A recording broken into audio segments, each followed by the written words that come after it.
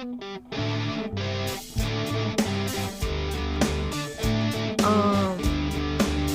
okay, we're good now. Everything's good. Hello, my name is Gray. And my name is Crystal.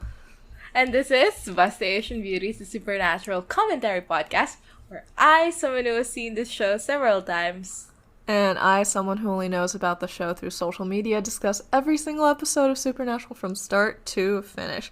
Also, we are both Asian. both Asian. For today's episode, we will be discussing Season 4, Episode 1, Lazarus Rising, written by Eric Kripke, directed by Kim Manners. Released to the ether on September 18, 2008, a very, very, very important date for all of humanity. It very much is. Also, we have a special guest today who you may meet later, and it is not just Castiel. I mean, it literally is Castiel, though. He's our It is special guest, but Castiel, also though. we have another special guest, so wait for that at the end of this episode. Yeah. So, oh my god, Crystal. Yeah. We're here! We're finally fucking here. It feels too early is the thing. Because, okay, you view seasons 1 to 3 as, like, the prequel to Supernatural. I view seasons 1 to 3 as Supernatural Part 1, and then Cass as Supernatural Part 2. And it's like, wow, how are we already in Supernatural Part 2 after a year? It may be, like, 3 times longer than Supernatural Part 1, but wow. Wow. Yeah. Oh god. So, I pressed play on this episode, and immediately I was like, Screaming. the most happy I've ever been watching Supernatural for this podcast. Which, like, is so amazing to me because we started this podcast. I was a person of vigor, excitement, joy, happiness. Like, I was so excited to start the podcast. Mm-hmm. And I thought that would be unmatched for the rest of the show. Like, just a couple episodes earlier, we were talking about how season 2 episode 1 was the beginning of the end, and everything sucks from here on out. And now I'm here giggling, twirling my hair at an episode, and I'm so happy. Like, I'm genuinely so excited to be here.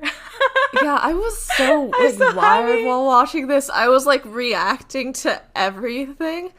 Like, I don't even know, like, how much of this is, like, higher quality and how much of this is, like, me being so excited that I've decided to care about, like, every moment that happens in this episode. I was so, like, I was reciting the scenes as they happen. I'm like, and then he's gonna come in, and then he's gonna say this line. Like, I was so hyped up. Yeah. Yeah. So, do I even need to, ask our usual question of what we knew before Let's still going do in? it for the sake of format. Okay, fine. Well, what did you know about the episode before going in, my dearest Crystal? Well, okay. I think the first thing on my mind was that, as of today's recording, I think a few days ago, this episode won the Supernatural episode brackets, meaning that it is considered the best Supernatural episode of all time, which does make me a little sad that I've already watched the best Supernatural episode of all time, so it's only downhill from here, but, like, also, like, it is pretty good. What I know, it opens on Dean waking up in his grave. He crawls out. He goes to a store. He shoplifts busty Asian beauties. Cass tries to communicate with him. A bunch of glass shatters. Dean sees that there's a handprint on his shoulder/arm, and it's very horny. He finds Bobby, and they go to find Sam because Dean thinks that Sam made a deal. Sam's sleeping with a woman who is Ruby, but says that she's a rando named Christy, and she also decides to be a Wincest shipper. Sam gives Dean back the Samulet and says that he didn't make a deal. They go to Pamela to try to summon Cass. There are candles around. Her eyes burn out when she looks upon Cass's true form. We see Sam exorcise a demon with his brain, and, like, Ruby come out from the back, like, door of the building and, like, reveal herself. And Dean and Bobby go to a barn to summon Cass, and he's there, and I have seen every second of the scene where Cass comes before. Yeah. So, sorry, that is not new for me. But yeah, shooting, heart stabbing, what are you? Like, I'm the one who gripped you tight and raised you from perdition. Yeah! You don't think you deserve to be saved, because God commanded it, because we have a job for you or work to do or whatever. We see his wings, he's so beautiful, he explodes all the light bulbs, etc. So that's what I knew about this episode. Yeah. And I knew basically the exact same thing. I mean, who doesn't? Who doesn't? This is Get the episode any of person off of the street and ask them what happened in Supernatural episode 1 of season 4 Lazarus Rising, and they would say all those same words. Yeah, exactly. What an episode. And we shall begin. Let's start. Yay! Yeah. I'm so happy. Like, it's insane. I didn't I knew, obviously, that I was gonna be super excited to see Cass, but I didn't know that I still had it in me to be this excited. Like, I genuinely was like, well, of course I'm gonna be excited because it's Cass, but the love for Supernatural has faded quite a bit after, you know, like, everything. But I'm here and I'm so happy. Yeah. God bless. God bless. So, we start with A Road So Far. And the Road So Far song is Shook Me All Night Long by AC/DC. Yes. Which I did not know before this, but I looked it up because I heard the line knocking me out with those American thighs, and I was like, what the fuck is this song? But it is a banger. It's a good song and I love it. And I quite like it. Mm-hmm. Yeah. So, do you have any takes on The Road So Far? Nothing really happens in The Road So Far. Like, sings it's just a She summary. Told Me to Come while they, like, do a Dean ass shot, and I think that's correct. Yeah. God. I also think that they failed to make Dean's death serious because we have a banger of a song going and it cuts comedically between the clock being at 12 and him getting torn to shreds. Like, I'm just dancing to this. I don't care. When the clock was turning to 12, I was like, did they put that in the episode? I don't think so, because if they did, I would have laughed so hard. When they're in the living room, there's a quick shot of the clock being at 12. But it does not cut between the time and him getting torn to shreds. It's not between him being fucking mauled to death. Yeah. So, we start off the episode with Dean in, presumably, hell. There's like a red light and he's bloody and it's just his eyes and he's covered in blood and there's like, I don't know, like heavy breathing or something. I don't quite recall. Was there screaming or was it just like There were like sound effects to indicate torture, but I don't remember what they were. Yeah. And we then go to Dean in a dark place. He's completely surrounded. He's in a small claustrophobic area. And he tries to light up a lighter that he has like in his pocket, I presume. And then he lights it up and we see that he's inside of a coffin.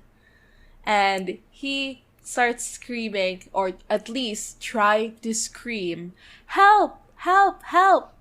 But, you know, his voice is like, hasn't been used in 4 months type shit.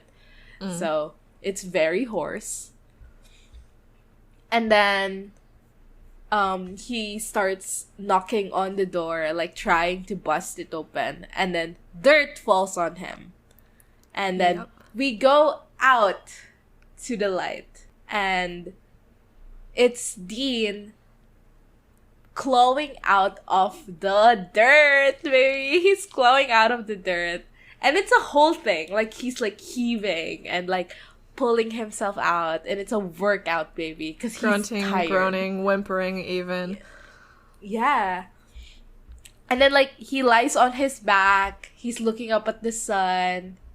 And then he looks around. He stands up. And he sees that he was in a grave with a headstone on it. And everything around that grave, like all the trees around that grave, are fallen to the ground. Yeah. And it's a really fun shot. Yes, it's a really fun shot. The way they shoot it is it like close up to his face, and then it pans out, and then it goes in circle until it gets like super high up. And I think it's just so fun. It's so good. And also, this is the brightest that Supernatural has ever been. Mm-hmm. It's so bright. And also in the zoomed out shot, you can't really see Dean anymore. What you see is his shadow and then the shadow of the giant wooden cross over his grave. So you just see those two dark silhouettes, and then all the trees fell around him, and it's a fun image. Okay, Gray, you say that Dean's hair looks like shit this season, right? And you're gonna say it looks the same. No. I mean, yes, it does look the same to me, but I trust that you're right that it is different. I think I'm curious just about the state of Dean's body in general. Like, you think Sam gave him a terrible haircut? He gave Dean's corpse a terrible haircut before putting him in that coffin? That's so funny. But, like, I think actually his hair this episode looks alright. Okay. I think maybe it's later on in the season he gets a haircut and it's absolutely atrocious. Not sure. Like, Okay. it's okay here. So, I believe you that he looks the same in this episode. Second thing about Dean's body, I feel like people are usually buried in their nice clothes. Like, Society of Dean crawled out in a tuxedo. For real. He was in a Barong Tagalog. Filipino Dean Winchester for real. Yeah. And finally, the cross makes me emo because it's, like, clearly, like, hand-hewn, you know? So, like, Sam made that with his hands. Yeah, his brother made that shit. On live television, even. Yeah, exactly. And Dean's not even religious, right? But yeah, like, why the cross? I mean, it's a fun image, and I guess I don't know. It works with there the rules aesthetic about, of like, the show.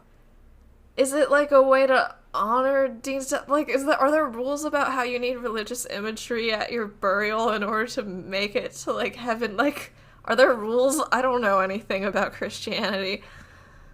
No idea. I don't think so. That would be pretty rude. Yeah, that'd be pretty rude. You can't go to heaven because, like, the cross is I mean, he can't go to heaven anyway.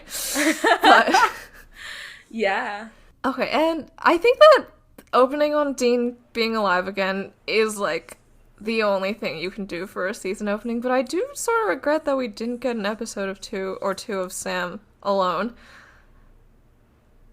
Like, I would have liked to see it, but, you know, this is iconic, so I don't care that much. Yeah, truly an iconic scene. Like, this is where the story starts. He gets out of his grave. Like, I'm so excited. But we get the title card, and as we say, we talk about the title card every beginning of the season. So, title card. It's just flappy angel wings. What are the thoughts? Yes. I like it better than the season 3 one because it's less shiny, metallic, whatever. It's a bit boring, but, like, I'm glad that they decided that they were gonna have angel wings because it's true they are the most important part of this season. Yeah. I mean, that's pretty much it, right? Also, like, I think I'll bring it up here. Yeah. The first, after Dean goes, help, help, help, like trying to get out of the coffin, Mm-hmm. he is just quiet. The Yes. the first few minutes of this episode is just completely silent, Mm-hmm. minus the occasional droning music that's quite ominous, which we see in this first scene. And I think it's such a good choice that it's just gonna be quiet, no background music, no anything. He's just walking around. Mm-hmm. It sets the tone very much so for like what they're trying to do this scene, which is like is in a place he doesn't recognize, in a time he doesn't recognize. What even happened to Earth? Did Lilith destroy it already? Like, type shit. Right. And it's so good. It's such a good choice, and I love it so much. And it makes the subsequent scene where Cass, or like, the radio and everything, starts acting up even more powerful. Because it's like suddenly this loud noise in a quiet place. I did not even consider that Dean woke up and would think that maybe the Earth had been destroyed, but, like, you're right. Like, the viewers and Dean at this time don't know. Like, and it didn't even, like, hit me until Bobby reassured Dean that Sam was probably alive, that, like, when Dean woke up, he probably thought that Sam was dead. Yeah. Like, imagine selling your soul to save your brother, and then the minute you die, he dies. Like, fuck my life. Yeah. Imagine selling your soul to save the guy that you like, and then 3 weeks after you die for him, he gets killed by a rusty nail. Yeah. Alright. So, we cut to Dean walk into some gas station, and he looks like shit. He's walking pussy out with, like, a jacket tied around his waist. A la 2016 Grey. Yeah, I mean, I am often a jacket tied around my waist person, too. But I like to believe that I look better than he does doing it. So he gets to this abandoned gas station, and he breaks in to get water and supplies. He notices from the newspaper that it's September 18th, 2008. So it's been First of all, 4 months? It's been 4 months, but first of all, he grabs the water bottle and gulps it down, and this is a Just like scene Cass. that is frequently gifed as like, oh, horny scene or whatever. There's... Okay, like, so, you know what? You know when there's the scene where Cass drinks a bottle of water and someone edited it to have him gulping on a dick? Have people done the same with this scene? No, I think in this scene, when he puts down the water bottle, he's like breathing heavily, and people are like, oh, he looks like he's getting blown or something. Huh. Probably? Yeah. I don't recall, but good for them. That Cass fucking gif is the funniest shit. It's fucking so gulp fucking that funny. down. So true. Anyway. So, Dean's in front of a mirror washing up, and then he pulls up his shirt and sees that he got top surgery. Well, he got top surgery, and also, like, he doesn't have a six-pack. He has a soft tummy. I love that so much. Love it. Oh, that's true. I didn't notice that because Yeah. that was normal, but you're right. Like, every time Jared Padalecki's shirtless on here, they, like, force It's him like, to suck his stomach in and shit. Yeah, dehydrated for 5 days, baby. But, like, with Dean, he has a tummy, and it's so cute. So there's, like, flashes between, like, his chest getting ripped open and, like, his unscarred abdomen now. So Dean's like, man, what happened? And then he turns a little and pulls up his sleeve, and what do we see on his left shoulder? A handprint! God! I literally, like, for some reason, this scene surprised me. Like, I forgot about the handprint. You forgot about the handprint? Like, of course, conceptually, I know about it and shit, but, like, like when they like because I was super excited. I was just like, okay, I'm just gonna drink in this episode. And then it happened. I was like, oh my god, the handprint. Oh, I was so excited. And like, I don't know, seeing it like awoke something in me.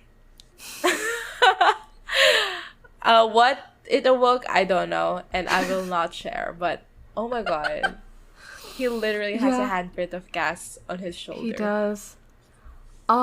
So, yeah, Dean's starting to get a bunch of food and stuff and putting them in a bag. And then he sees a copy of Busty Asian Beauties. And unfortunately, we're gonna have to derail for like 5 minutes because I have a few things to say. So, okay. First, I think we've talked. Okay, me and Danica have talked about this before, and me and you have talked about this before. So, some fun facts about the woman on the cover. So, her name is Melody DeMayo. She's Filipina, but in her career, she usually goes by Mimi Miyagi. And the last name she got from the Japanese teacher in The Karate Kid. Because she said that she sort of wanted to hide her ethnicity in, her, porn acting and stuff. Which, so she's acted in porn and, movies. She was the publisher of a porn magazine called Oriental Dolls, which is now called Asian Hotties. And in 2006, she ran to be the Republican governor of Nevada. Yeah. Okay. The next thing that I have to say is I want to talk about the prop designer that made this cover. Her name is Mary Ann Liu, and she is a Chinese woman.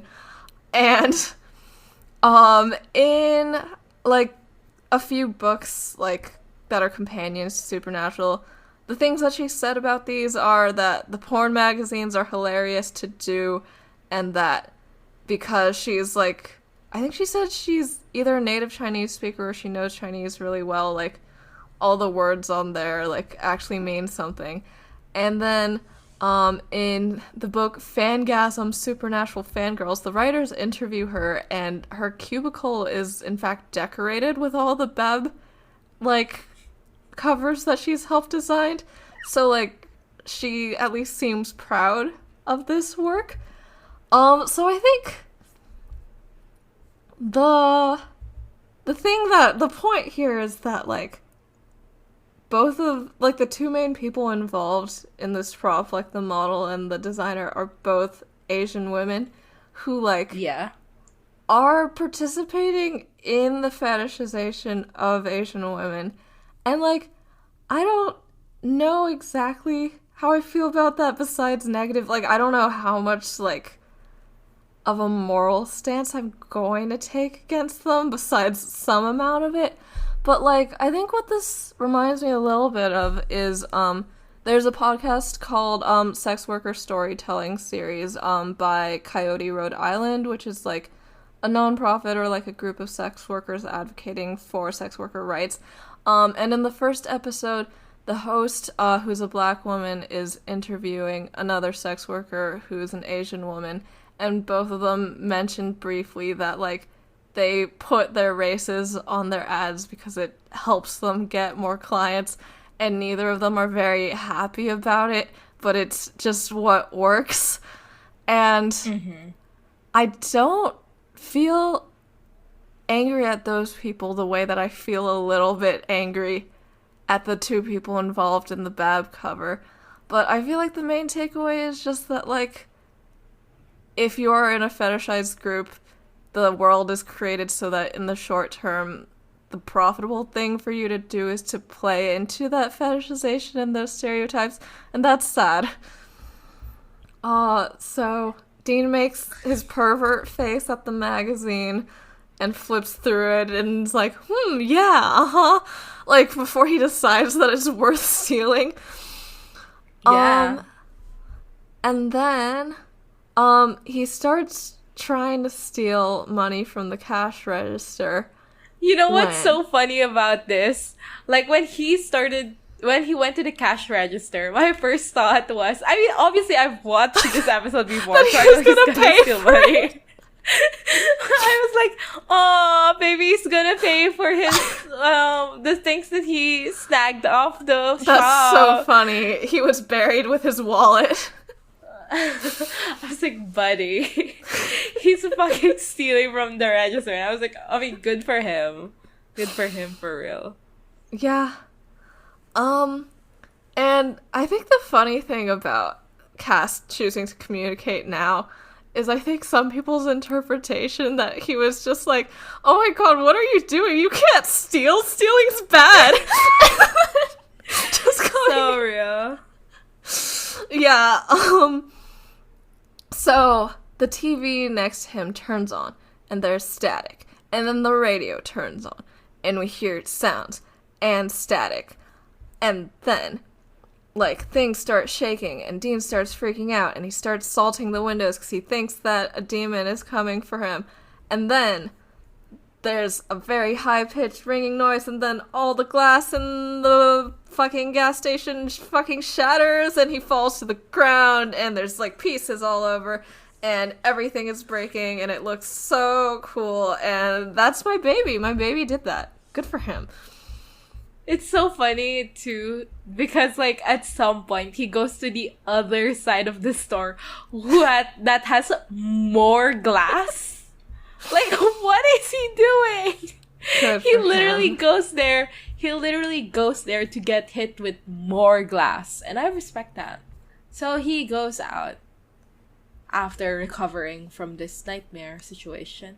And he dials in the phone booth a number. And then it says, like, sorry, the number's unavailable or something like that. And he just keeps on doing it until he hits Jackpot and Bobby. He gets, like, the Bobby's number, and then Bobby picks up. And he goes, like, Bobby? It's me! And Bobby goes, who's me? And then he goes, Dean! And then, Bobby hangs up. And then he attempts to do it again, saying, like, listen to me, Bobby. And Bobby goes, like, if you call again, I'll kill you. And then he hangs up finally. And this entire scene is shot in a way where the camera is, like, moving around him. And I literally, here are two things I wrote on my notes. Yes. Am I delusional? But this episode literally looks like a different show. It does in this episode, doesn't it? Like, especially in the first portion of the episode, it looks like a different show. I think maybe because it's so well lit. Yeah. And, like, and it's the first time, really? Maybe feels different. Yeah. It feels more, like, brown and green or whatever. Also, there's one shot when Dean stands up from the grave that looks absolutely, like, atrocious. You know, like, when he's, like, standing up and it's, like, of his face as he gets up or whatever. And, like, he's covered in dirt and, like, it just, like, the way that he's, like, framed by the camera, like, it looks awful. Yeah. I mean, my next statement was, the way the camera moves is so beautiful. Like, what is this? Why are we in an A24 film right now? So maybe I disagree with you. Yeah. God. Like, maybe. I don't know why, but, like, there's a lot of scenes in this episode where the camera is in motion in a way that, like, it typically is not in Supernatural. Maybe I just pay much more attention this episode. But, like, it looks different, it feels different, it moves different. Especially this first part. Like, by the time they reach Sam, it starts going back more to what Supernatural looks like. But this first part, it really is very different. Yeah. Anyway, Dean looks at the side. He sees a car and he hotwires it. And he goes to Bobby's house. The shot where he drives off is shot from the inside of the gas store, and you can sort of see, like, the sunglasses rack. and the broken glass, and I was like, oh my god, that's literally Cass looking at him. Like, the sunglasses are Cass's eyes. Wow. Oh my god, that's so true! So real. So he goes to Bobby's house, and, like, you know, Bobby hears knocking on the door. So Bobby opens the door, and it's Dean, and he goes, surprise! And Bobby is like, what is happening? And he grabs a knife, and he starts trying to kill Dean, or, like, at least nick him with the knife. And then, you know, Dean is trying to say, it's me. And then, at some point, yeah, using 3 facts that literally anyone would know about Bobby. Yeah, including his name. Your name is Robert Steven Singer. You became a hunter after your wife got possessed, and you're about the closest thing I have to a father. First of all, the first 2, I feel like everyone in the hunting community knows. The last one, who give a shit? Like, that's not even a fact. Yeah. Have we discussed the fact that Bobby's named after our least favorite director? Yeah. The man who does things to our eyeballs on the red. Jesus Christ. Bobby continues trying to hit him, and Dean is like, I'm not a shapeshifter. And then he gets the knife and holds it out and says, like, if I was a shapeshifter or a revenant or whatever, could I do this with a silver knife? And then he rolls up his sleeve and, like, cuts his upper arm. And my first thought was, Cass just fixed you! Stop this, Dean! Cass just fixed you! But, you know, it is irrelevant to the plot.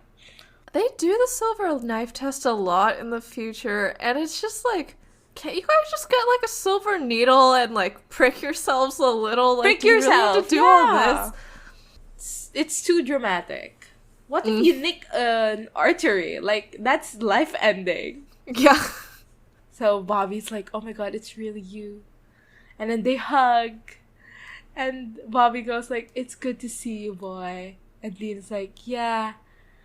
I just woke up in a box, and then Bobby splashes him with lube water. With lube. Yeah. The lube goes into Dean's mouth. So it went into Jensen Ackles' mouth, and he had to spit it out. That's disgusting. That's disgusting. Maybe it was flavored lubricant. We don't know that it's not. Ugh. Ugh. Anyway, he goes like, you know, I'm not a demon eater. And Bobby's like, yeah, okay. And then they go in.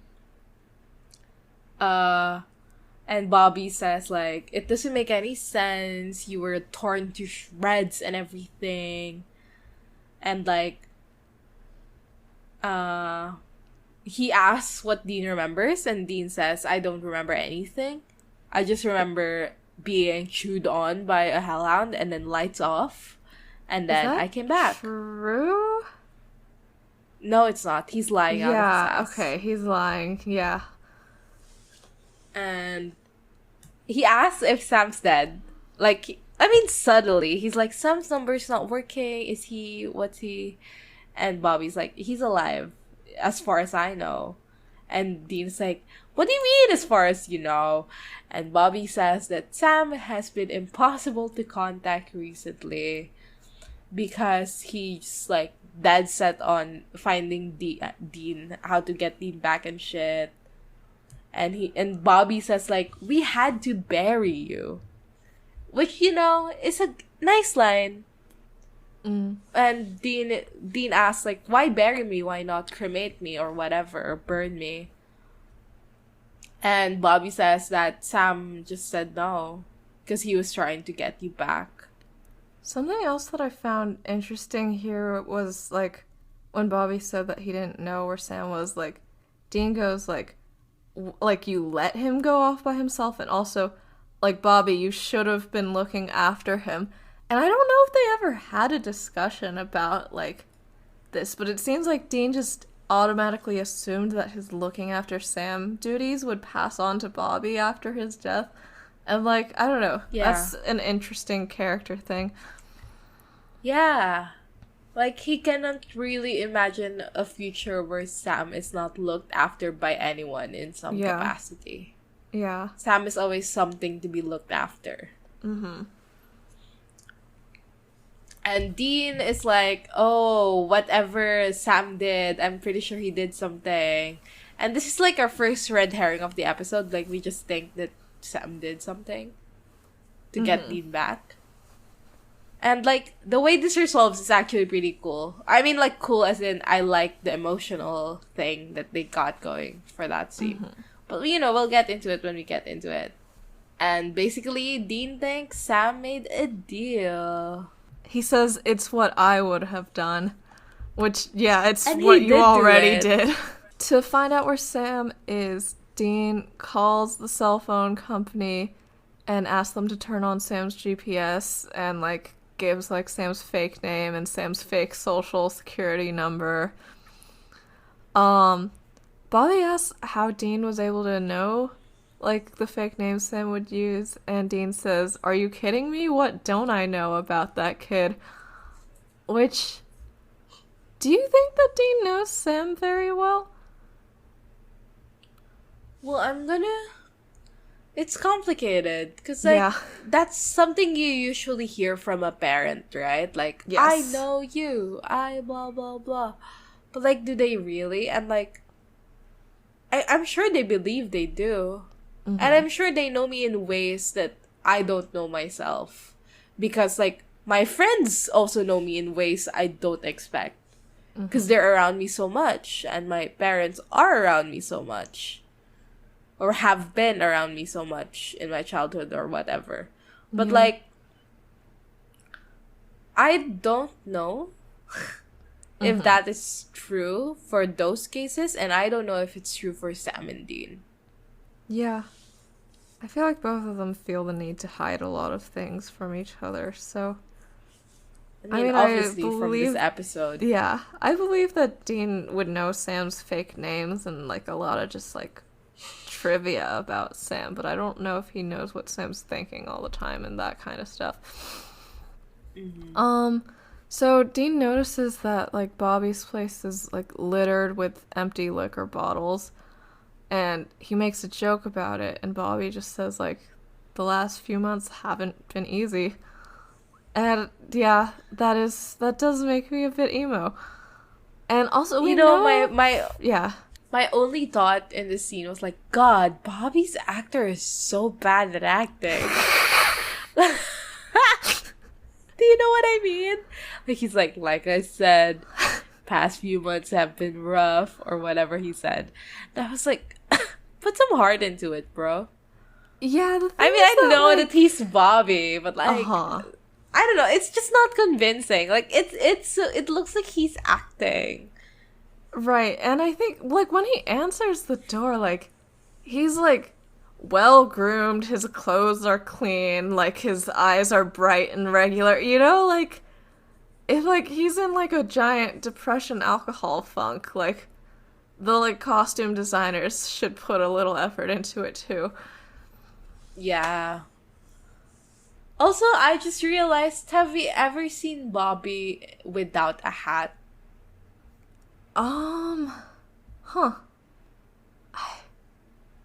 Wait, when he's interviewing a witness in a 301 and he's wearing the suit. Yeah, love that. But with this usual getup, it almost never happens. Yeah, because I just tried to imagine what the top of his head was, and I just created a giant, like, bald spot in my mind, because I don't know what it looks like. And I think you're right, though. It is a giant bald spot.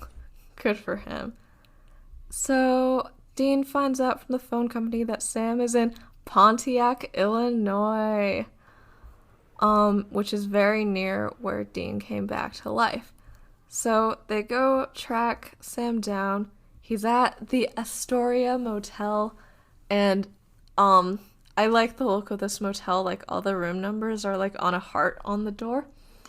Yeah. Also, I want to say, yes, Pontiac, Illinois is, like, the only place I know in Illinois, and it is specifically because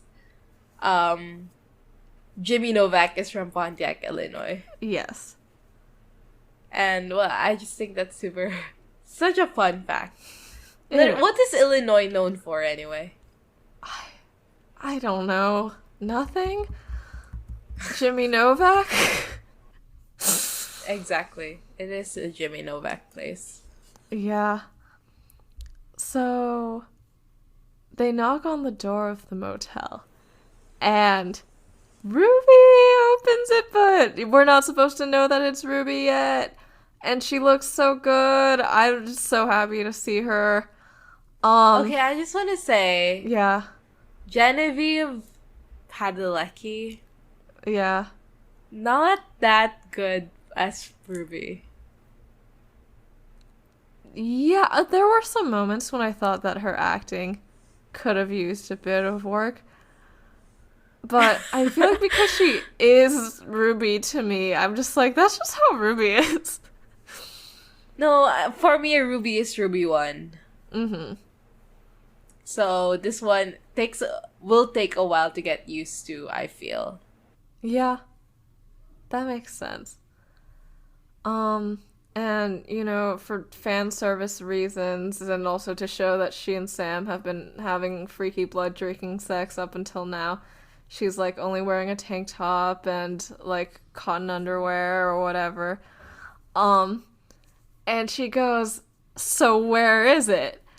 And Dean and Bobby are confused. Like, she goes, like, the pizza that apparently 2 guys need to come to deliver?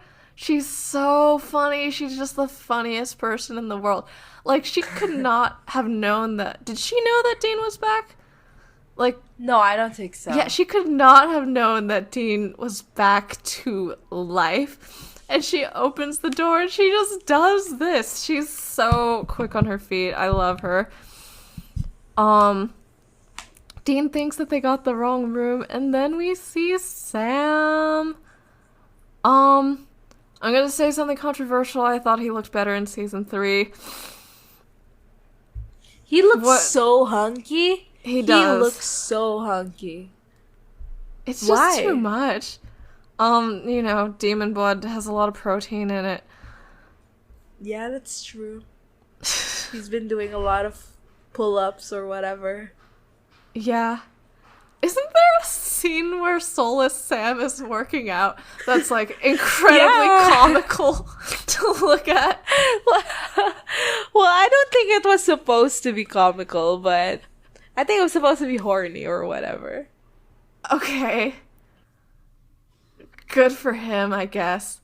There's a level of, like, musculature and, like, gleaming muscles at which, like, someone just looks entirely sexless, the way that, like, there's, like, that, like, anime women with giant boobs are entirely sexless because they stop looking, like, real, you know what I mean? I do understand what you're saying. Although I don't think Sam looks sexless here. Yeah, not here, but the Soulless Sam workout scene, at least what I've seen of it, is sexless and hilarious. Well, I liked it because he was all serious and shit. Mm-hmm. That's all I'd say. I'm not gonna reveal myself further. So both of them are feeling a lot of emotions. And you know, Dean says hi. Sam is like breathing so heavily. He's like, Yeah. he's so agitated. Yeah. And Dean comes in, and then Sam yanks out a knife and tries to kill him. And Ruby's still being in character, so she's like, ah! Or whatever. Yeah. And, Bobby stops Sam from attacking, and says that it's actually Dean, but, like, before that happens, like, Sam reveals that he has no clue that, like, Dean would be brought to life, and Dean's surprised because he thinks that Sam is the one who did this. And Sam's, like, he's just so shocked, and he's so emotional, and, like, he goes like, oh my god, like what? And Dean then makes a joke about how he looks fantastic. And then Sam like sort of just like launches himself at Dean to hug him. And yeah, everyone's teary and shit. And then when they stop hugging, like it's shot so that you can see that Ruby's standing behind them, in between them. And she goes, so are you two like together? And okay, there's like 2 Wincest shoutouts in this episode, which is too many. But this was very funny, and she's so funny for doing this, so I forgive this one. What's the second one? When Pamela invites them to a threesome. Yeah, but Dean explicitly says, like, you're not invited. Oh, yeah, I know. Yeah, I just mean that the Pamela anything part, still counts. Yeah, because it's not like Sam goes, yes, we are. Like, this is also something that ends with denial. Yeah. Yeah. Sorry, why did I say denial? The truth, which is that they are not together. So, Sam's like, oh no, like, that's my brother. What is going through Sam's head right now? Like, he knows that Ruby knows that this is Dean. Does he think she's being so fucking funny right now? Because she is. She is. Yeah. And Ruby's like, okay, well, I should probably go. So, Ruby leaves, and they do a whole bit where she goes, so call me. And Sam's like, yeah, sure thing, Katie. And, like, Ruby pretends to be, like, disappointed by this. And he's like, it's Christy. And, like, Sam's like, okay. Okay. It's so funny. She's so fucking funny. She's just the funniest person in perhaps the entire world. Also, she's wearing, like a blue flannel or something. Which is not Ruby's usual getup, right? Like, she's usually, like, plain shirt and, in a leather jacket. She did not know that Dean was coming. Like, were she and Sam doing some kind of a role play? Like, why is she wearing this? She's experimenting with her style. Good for her. Yeah. Anyway, Sam comes back in, and Dean starts grilling him. Like, is it you? What did it cost?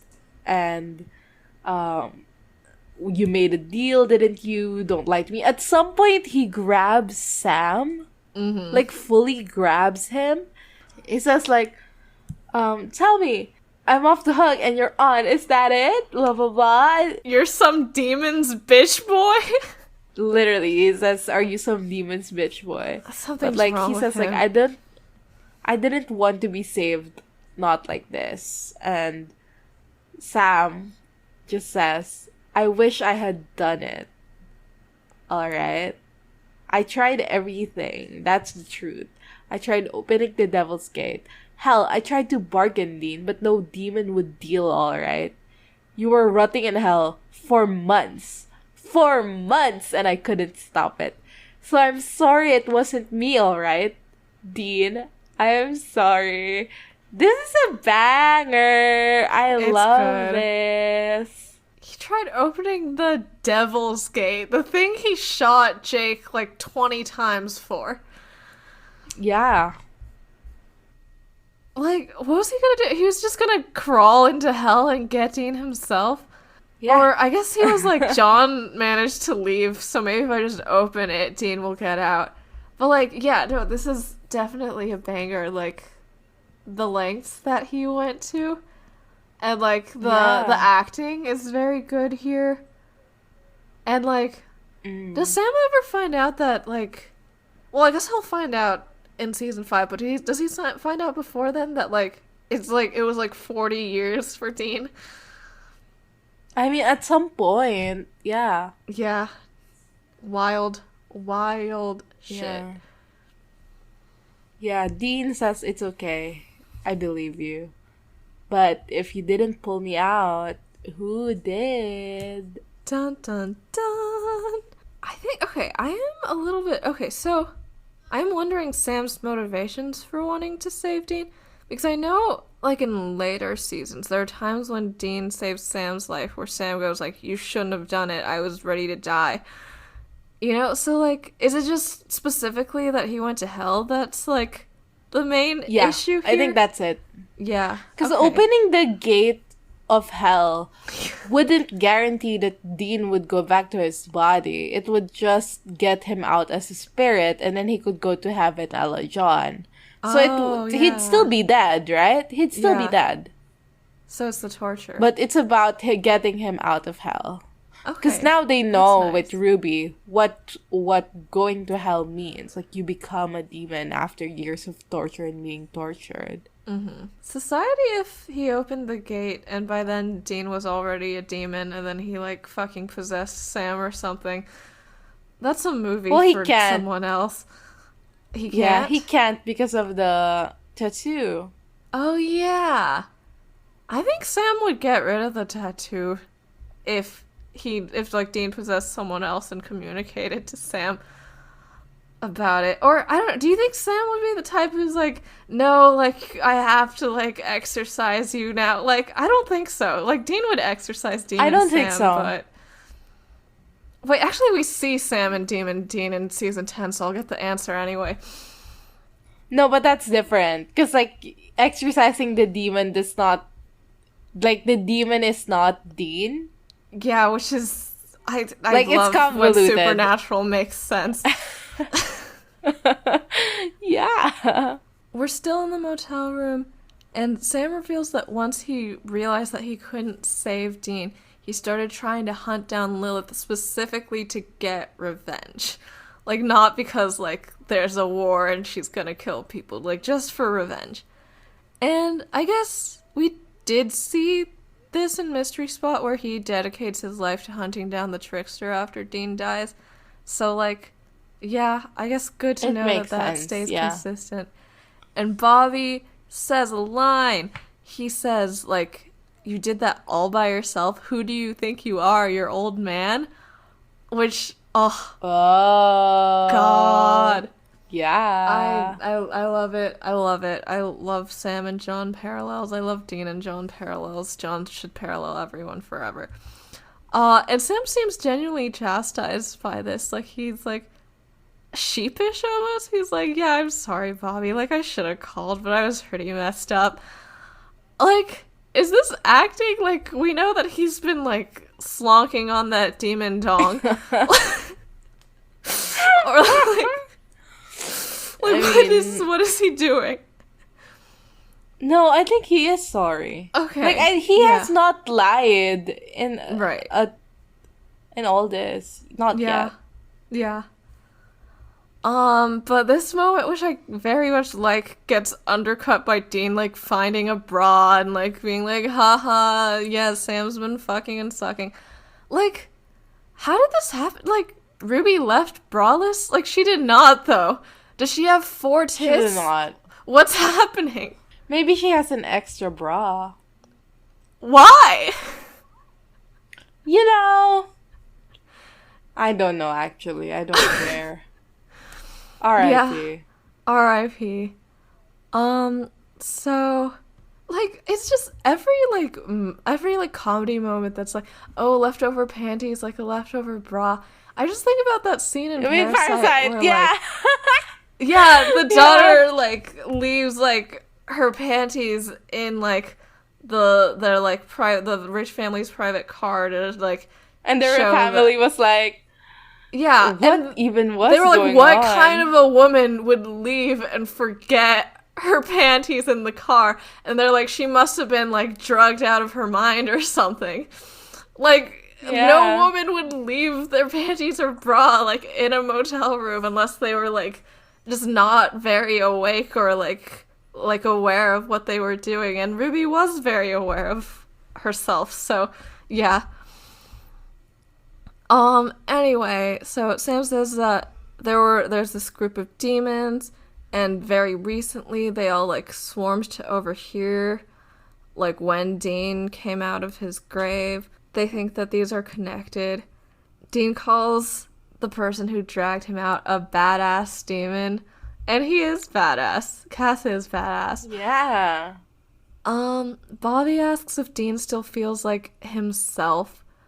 And Dean's like, oh my god, no. Like, how many times do I have to prove it? Blah, blah, blah, blah. Like, remember when they had a Sam came back wrong storyline for 2 episodes in season 3 and then they decided to forget about it? Exactly. That's what I was thinking about during this scene. Like, are they gonna do it again this season and just completely ignore it again? Yeah. And the answer is yes. The answer is yes. So, they think that they should figure out who got Dean out so they know exactly what the plans are, because whoever got him out is probably wants him for some demonic plan or whatever. And Bobby says that he knows a psychic nearby and maybe they could go and ask her about it. And I'm sad that they didn't bring Missouri back, but also I'm glad that Missouri still has her eyes. So, yeah. And then after Bobby leaves, we get a moment between Sam and Dean where Sam tells Dean, like, hey, you probably want this back. And he, like, reaches into his shirt and he's been wearing the Samulet under his shirt the whole time. This is such a sweet scene. It is. I like it a lot. I really like jewelry as a way of holding on to people that you love.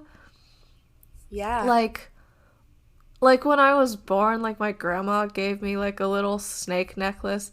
And, like, I think, like, from, like, 5th grade to, like, 11th grade until the string broke, I, like, wore it under my shirt, like, every single day. And, like, Aww. I don't know. There's just the, like wearing something every day and, like, feeling it against your skin at all times until, like, it's, like, weird when you don't feel it. It's, like, just such a nice thing when, like, the jewelry is from somebody that you care about. So, yeah. This was a good moment. And then, Sam asks Dean what hell was like. And Dean lies again, says that he blacked it out and doesn't remember anything. And Sam's like, well, that's good.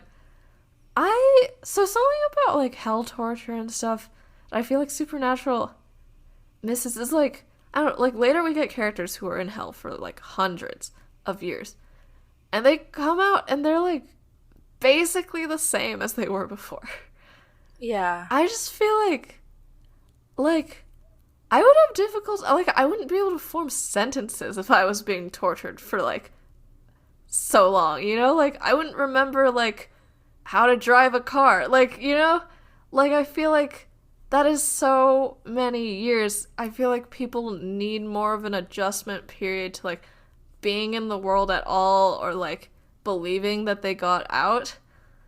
And I feel like we don't really see that with Dean here. I think that the only thing they did that was good related to that was having the first part of the episode be so silent that, like, you can believe that he's doing a lot of processing before he meets up with Bobby. But yeah, 40 years is so long. And it's not like there's, like, no equivalent in the real world. Like, people go to prison for, like, 40 years. But, like, they have an adjustment period, and hell should be more so an adjustment period. Mm-hmm. And then we get a final scene in the motel where Dean's just looking at himself in the mirror, and then he gets flashbacks to hell torture again. Yeah. So we go out, and apparently, Pamela is 4 hours away, so, Bobby's, like, going on his own car, and Sam throws the keys at Dean, who catches them and says, I'll assume you want to drive. And Dean is so ecstatic about this, and he's like, oh, I almost forgot. And he goes to the Impala, and he goes, hey, sweetheart, did you miss me? And he goes in, and he's so happy. He needs to renew his driver's license. He hasn't driven for 40 years. He should have driven Baby directly into a tree after this. Yeah. he sees an iPod with an O Yes. plugged into the car, like to the radio. How does this work? Is there like what's it called? An aux cord like situation? Yeah, something like that, I think. In 1967? Well, the point is that Sam had to, like, make modifications to install this, which is why Dean's so upset. Yeah. And Sam's like, it's an iPod, Jack. And he looks so happy that he has an iPod. And Dean is like, you were supposed to take care of her, not douche her up. And then Sam said something that I really liked. He said, I thought it was my car. Yeah. And I was like, oh no, he really thought Dean was dead. Like, I can imagine the entire time where he was like, no, I'm not gonna do any changes to the car. Because, like, what if Dean comes back? What if Dean comes back? And then one day he just goes, like, he's not. And then just installs the iPod jack.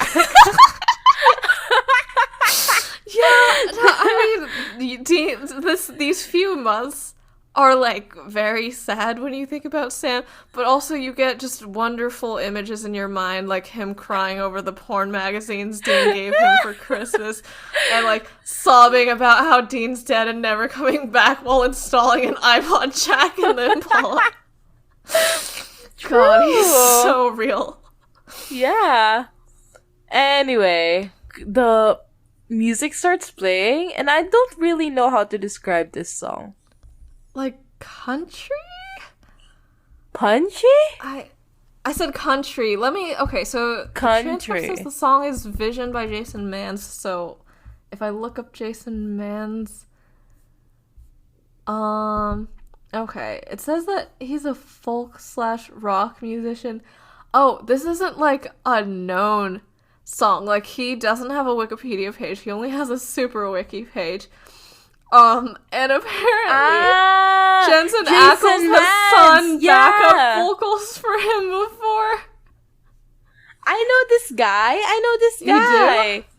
Yeah, he's famous. Like, he's a supernatural guy. Yeah. Right, so they got a sponsorship from Apple by having the iPod here, and they got a sponsorship by Jason Manns. Anyway, Dean rips out the iPod and tosses it. At first, I thought he was gonna toss it out the window, because I guess that's how I remember it. Yeah. But he doesn't, thankfully. He just rips it out and tosses it in the backseat. Those things cost money. Yeah. They have a brother moment, a BM if you must, in this car.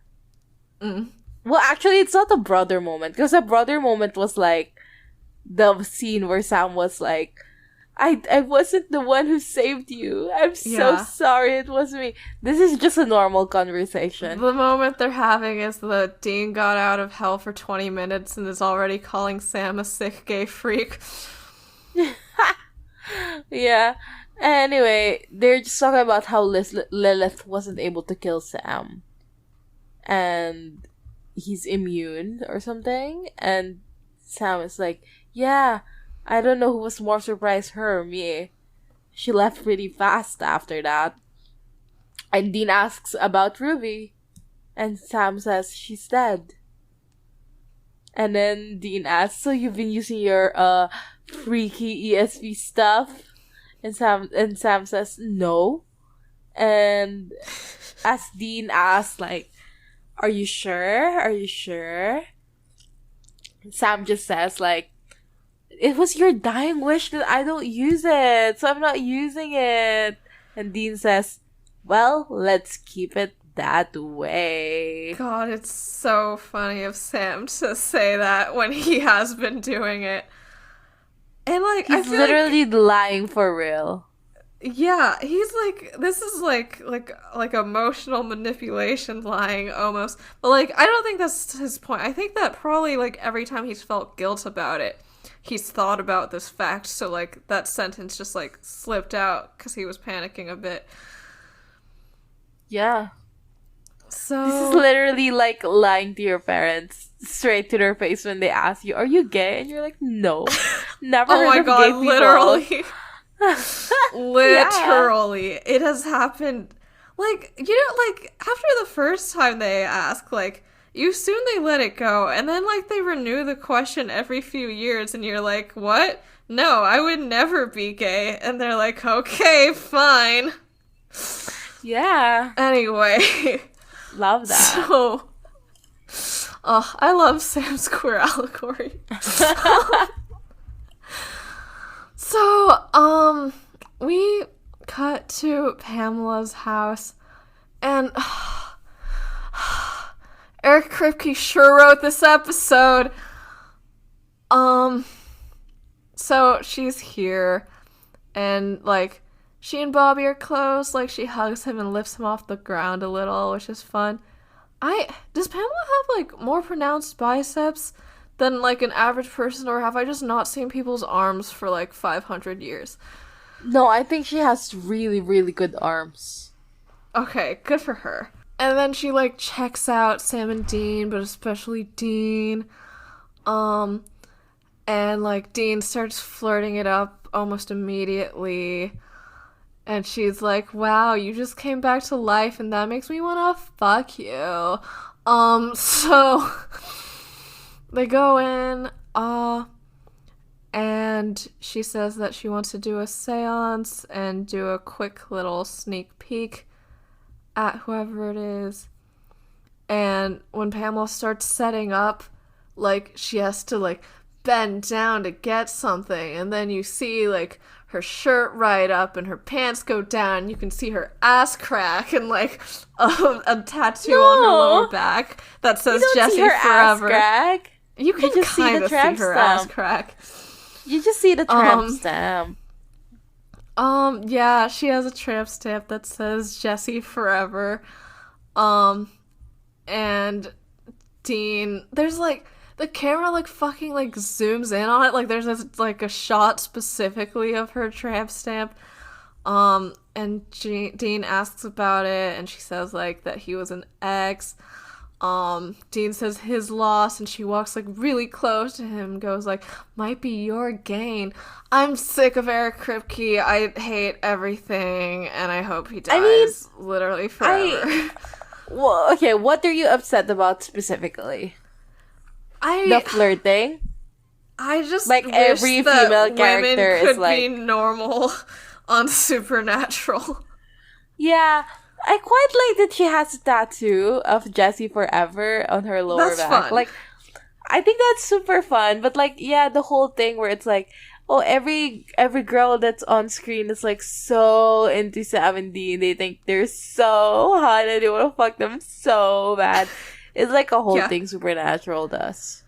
It's just really, really annoying. But I do like Pamela. Or is it Pamela? I'm not sure. I think it's Pamela. Is she, like, what else is she in besides Dark Side of the Moon? She dies later. Oh. Well, yeah, I guess she would have to die to be in Dark Side of the Moon. RIP. Yeah, so Sam is, like, so amused at this. Like, he looks so happy and says that she's gonna eat Dean alive. And then Pamela goes, like, Sam, you're invited too, Grumpy. And Sam makes, like, another, like, incredibly amused face, and Dean goes, you are not invited. Dean said no to Wincest, and he's right. He's right. Yeah. So, Pamela, everybody are seated down. And Pamela's like, alright, take each other's hands. And I need to touch something our mystery monster touched. And this time, she slides her hand along, like, Dean's, I don't know, crotch area, thighs, whatever. And Dean is, like, offended by this, which I feel bad. I don't like this. Yeah. I, like, prior to this, like, Pamela is, like, super fun character. And this, I was like, oh. But, you know, I'm choosing to ignore it as part of her characterization. Doesn't she also in Dark Side of the Moon, like, also kind of sexually assault Dean, though. I don't know. I don't remember, actually. I don't remember. Like, when they meet up, she, like, grabs him and kisses him, and, like, he just looks, like, confused and surprised by it, and then she goes, like, I always wanted to do that. So this is a character thing for her, for real. Yeah. Sad. And, like, I don't think the writers view this as sexual assault. Like, I think, like, Eric Kripke viewed, like, Meg's thing in Shadow as sexual assault. But, like, he's like, if she's hot and, like, they generally like her, then, like, it doesn't count as sexual assault because they're just into it. Even, like, when, like, they're not into it and it's not clear that permission was given beforehand. But, like, it is bad. Yeah. Anyway, Dean takes off his plaid shirt and pulls up his sleeve to reveal the handprint, which I'm so fascinated by this. The transcript calls it the brand. Oh. Hello. Love that. Okay. Literally, he branded Dean. Yeah. Anyway, Pamela puts her hand on the brand and they start doing a chant. So it's like, I invoke, conjure, and command you, appear unto me before the circle. It's a whole thing. And at some point she goes, Castiel. No, sorry, Castiel. I don't scare easy. And Dean's like, Castiel. And this is in one of those contract violations where, like, first time he says his name type shit. Yeah. It literally is the first time he says his name. Anyway, the table starts shaking and Pamela's like, that's his name. It's whispering to me. It's warning me to not look at it. Stuff like that. And Bobby says, maybe we should stop. And Pamela just keeps on going and says, show me your face! Show me your face now! And the candles in the middle of the table erupt. And we see this really cool shot where we're like in the candle area. So it's like everything is on fire. Or like there's flames everywhere. And like we're zooming into Pamela's eyes and her eyes are burning up. Yes. There's like blood dripping from them. It is such a cool visual. Yeah. Anyway, Bobby's like, call 911, and Sam does. And while Dean and Bobby are like over the body, and she's like, I can't see. I mean, at least she's alive. Like, that's such an intense thing. Yeah. Jeez. So, we cut to Sam and Dean in a diner, and I guess I am annoyed that we don't see her again this episode, but, like, I guess I'm glad she comes back, but not that glad if she just comes back to die. But yeah, this whole scene was just, like, the supernatural speed run of, like, woman with only personality trait being that she wants to fuck Dean so bad, being fan service, and then being, like, a victim of, like, a horrible thing. All within, like, 3 minutes. Good for her. They're in the diner, and Sam finds out from Bobby on the phone that Pamela's alright, but, like, obviously she is blind now. And Sam and Dean have a disagreement on what to do next. Dean wants to use Cass's name to sort of, like, track him down and question him, and Sam thinks that that's too dangerous, and he would rather track down the demons that are in town and ask them for information. So this waitress sits down, and she's about to have the worst fucking day of her life. Each member of Team Free Will is going to harm her during their own little moments. So, like, she sits down, and Dean, like, asks if she's angling for a tip with, like, a weird smirk. Like, what does he think is that? Like, do waitresses sit down and go, like, I will let you feel me up if you give me money? Like, what does he think is happening?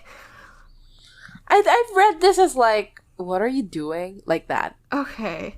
Yeah, that could just be it. And she says like, "Oh, sorry, I thought you were looking for us." And then her eyes go black. And then the two other people who are in the diner, their eyes also go black. And then one of them locks the door. So fun. So the main demon talks to them, and, you know, she's being all sinister and shit. She seems upset that Dean got out of hell. Like, what makes you so special? She asks, and then Dean says, definitely a line that sure exists in the world, which is, I like to think it's because of my perky nipples. Love that. What does it mean? The humor is just supposed to be like WTF humor or whatever is like the brand. But yeah. What? Okay. I mean, I guess it worked because I am saying what? The demon thinks that he's lying. She also says that she's gonna drag Dean back to hell unless he minds his tone with her. And then Dean goes like, "Oh, actually, you won't, because you would have done it already if that was true.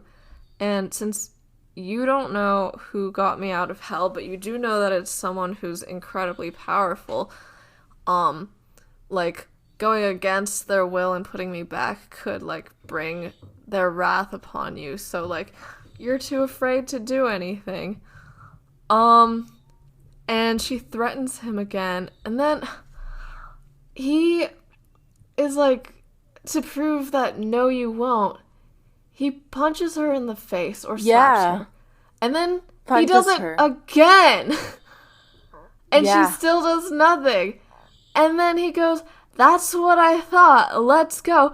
And then, like, just to, like, add insult to injury, like, after, like, Sam starts heading out, Dean, like, takes, like, a $5 out of his pocket and, like, drops it on the table, and he's like, "Oh, here's your tip."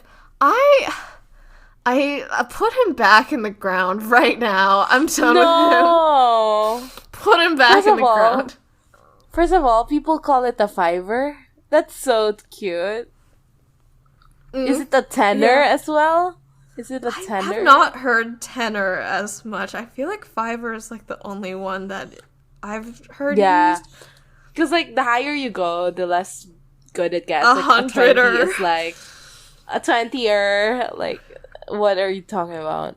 Anyway, like, they get out, and Dean's, like, you know, reveals that he was scared as shit. And he's like, holy crap. At some point, Dean says, like, there's 3 of them there, and there are probably more, and we only got 1 knife.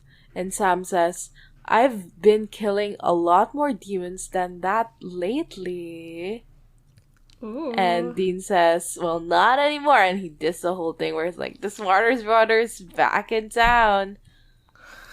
And Sam keeps on insisting that they need to take on these demons because they're dangerous. And Dean is saying, like, we don't have to. They're as scared as us. So we're dealing with bigger things here, so we don't have to deal with these small time demons right now. Go back to the motel, and Dean is on the on the couch or like on the bed. He's sleeping. A couch. Yeah, he's sleeping. And Sam checks, and he's like, Dean is asleep, so he sneaks out and drives away in the Impala. I love when Sam drives the Impala. He should do it all of the time. Yeah. Dean, like, is still sleeping when suddenly high pitch, like, radio, high pitch, like, the same static as before from the gas station starts happening in this motel. It wakes Dean up, and then he realizes what's happening, so he grabs the shotgun, looks around, and then sees that Sam is not there. And then the high-pitched noise starts happening for realsies this time. And then his ears start bleeding. Yes. First of all, I just want to say that this motel is so funky. It's like leopard print and then red, which is so fun. And I feel like they should have done when after the reunion, they should have done a Provenance-esque scene where they look around this motel. And I don't care if it ruins the vibe. I don't care if it ruins the pacing. They should have done it. I agree. There's a mirror ceiling, and it shatters, and it rains on Dean, the broken glass. And he's like, ears are bleeding, and he's on the ground. He's screaming as well, and Bobby is like, Dean! And he tries to pick up Dean and everything. Yeah. The visuals of this scene are so good. I love to see a character in a mirror and then the mirror cracks. Like, easiest symbolism ever, and everyone should do it all of the time. Also, I'm interested in the fact that Cass only tries to communicate with Dean when he's alone. Yeah. He don't give a fuck about Sam everyone else. To leave, and then he did that. And how much does Cass know about Sam at this point? Like, because when they meet in 407, I know he calls Sam an abomination and the boy with the demon blood. Boy with the demon blood, yeah. Yeah. Does he know at this point that Sam is to be Lucifer's vessel? Perhaps. Yeah, so I guess maybe that's why he has a vested interest in talking to Dean without Sam.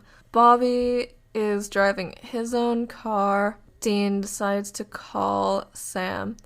And we see that Sam is outside of the diner that they were in earlier, ready to kill some demons. And the two of them talk, and they're like, "Oh, where are you? What are you doing?" And Sam's like, "Oh, I went to get a burger." Dean questions him taking the Impala, and Sam calls it a force of habit, which I like. And then Dean lies that he and Bobby are gonna go grab a beer, and then they hang up, having both lied to each other. And yeah, I just realized the reason why Dean was not suspicious at all. It's because Sam didn't have the knife. Yes. Dean had the knife. Detail. Yes. Yeah, I love that detail as well. He was like, oh, for sure Sam didn't go after the demons, because how could he? He doesn't have the knife. Yep. So, love that. Dean says that he didn't tell Dean tells Bobby that he didn't try to tell Sam what they were doing because Sam tried to stop them from summoning the apparently demon who got Dean out. And he pulls out Ruby's knife, as you mentioned. And yeah, it's a great detail because first, Dean's not suspicious because Sam doesn't have the knife. And second, we know that Sam is there without the knife now. And it's a fun little taste of knowing, oh, he has some other way of killing these demons now. Yeah. Quick question, what happened to just regular exorcisms? It's too tedious, man. It's just easier to squint your eyes really hard and try to shit while taking your hand out than saying a few words. Yeah. Okay.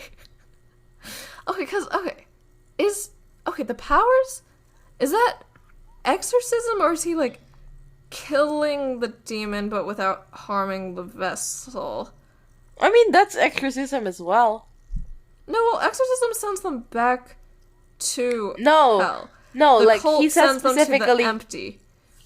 He specifically says here that this demon is going back to hell. So okay, so literally, what's the point? Can't you just say shit? He could get a clip-on speaker. Yeah, that's just playing the exorcism non-stop, and it would have the same effect. Yeah, actually, what's the point? Yeah. I don't get it. Maybe we'll find out later. I don't. Apparently, some demons have enough power that exorcisms don't work on them. Yeah, I'm not sure. Also, it develops to being able to kill. Oh, okay. So, like, if he, like, continues being more powerful, like, eventually he'll send their asses to the empty. Yeah. Okay. Then I guess that's fine. Right now, this is kind of silly. So we see that Sam breaks into the diner, and there's a song playing on the jukebox, which I very like for the vibes. Like, I think in, like, 221, there's also, like, a diner violence scene where, like, they see a bunch of corpses and there's, like, a jukebox song playing, and it's a good aesthetic. So he goes in and there's, like, one of the demons is, like, dead on the floor, and when Sam turns him over, his eyes are burned out and bleeding the way that Pamela's were.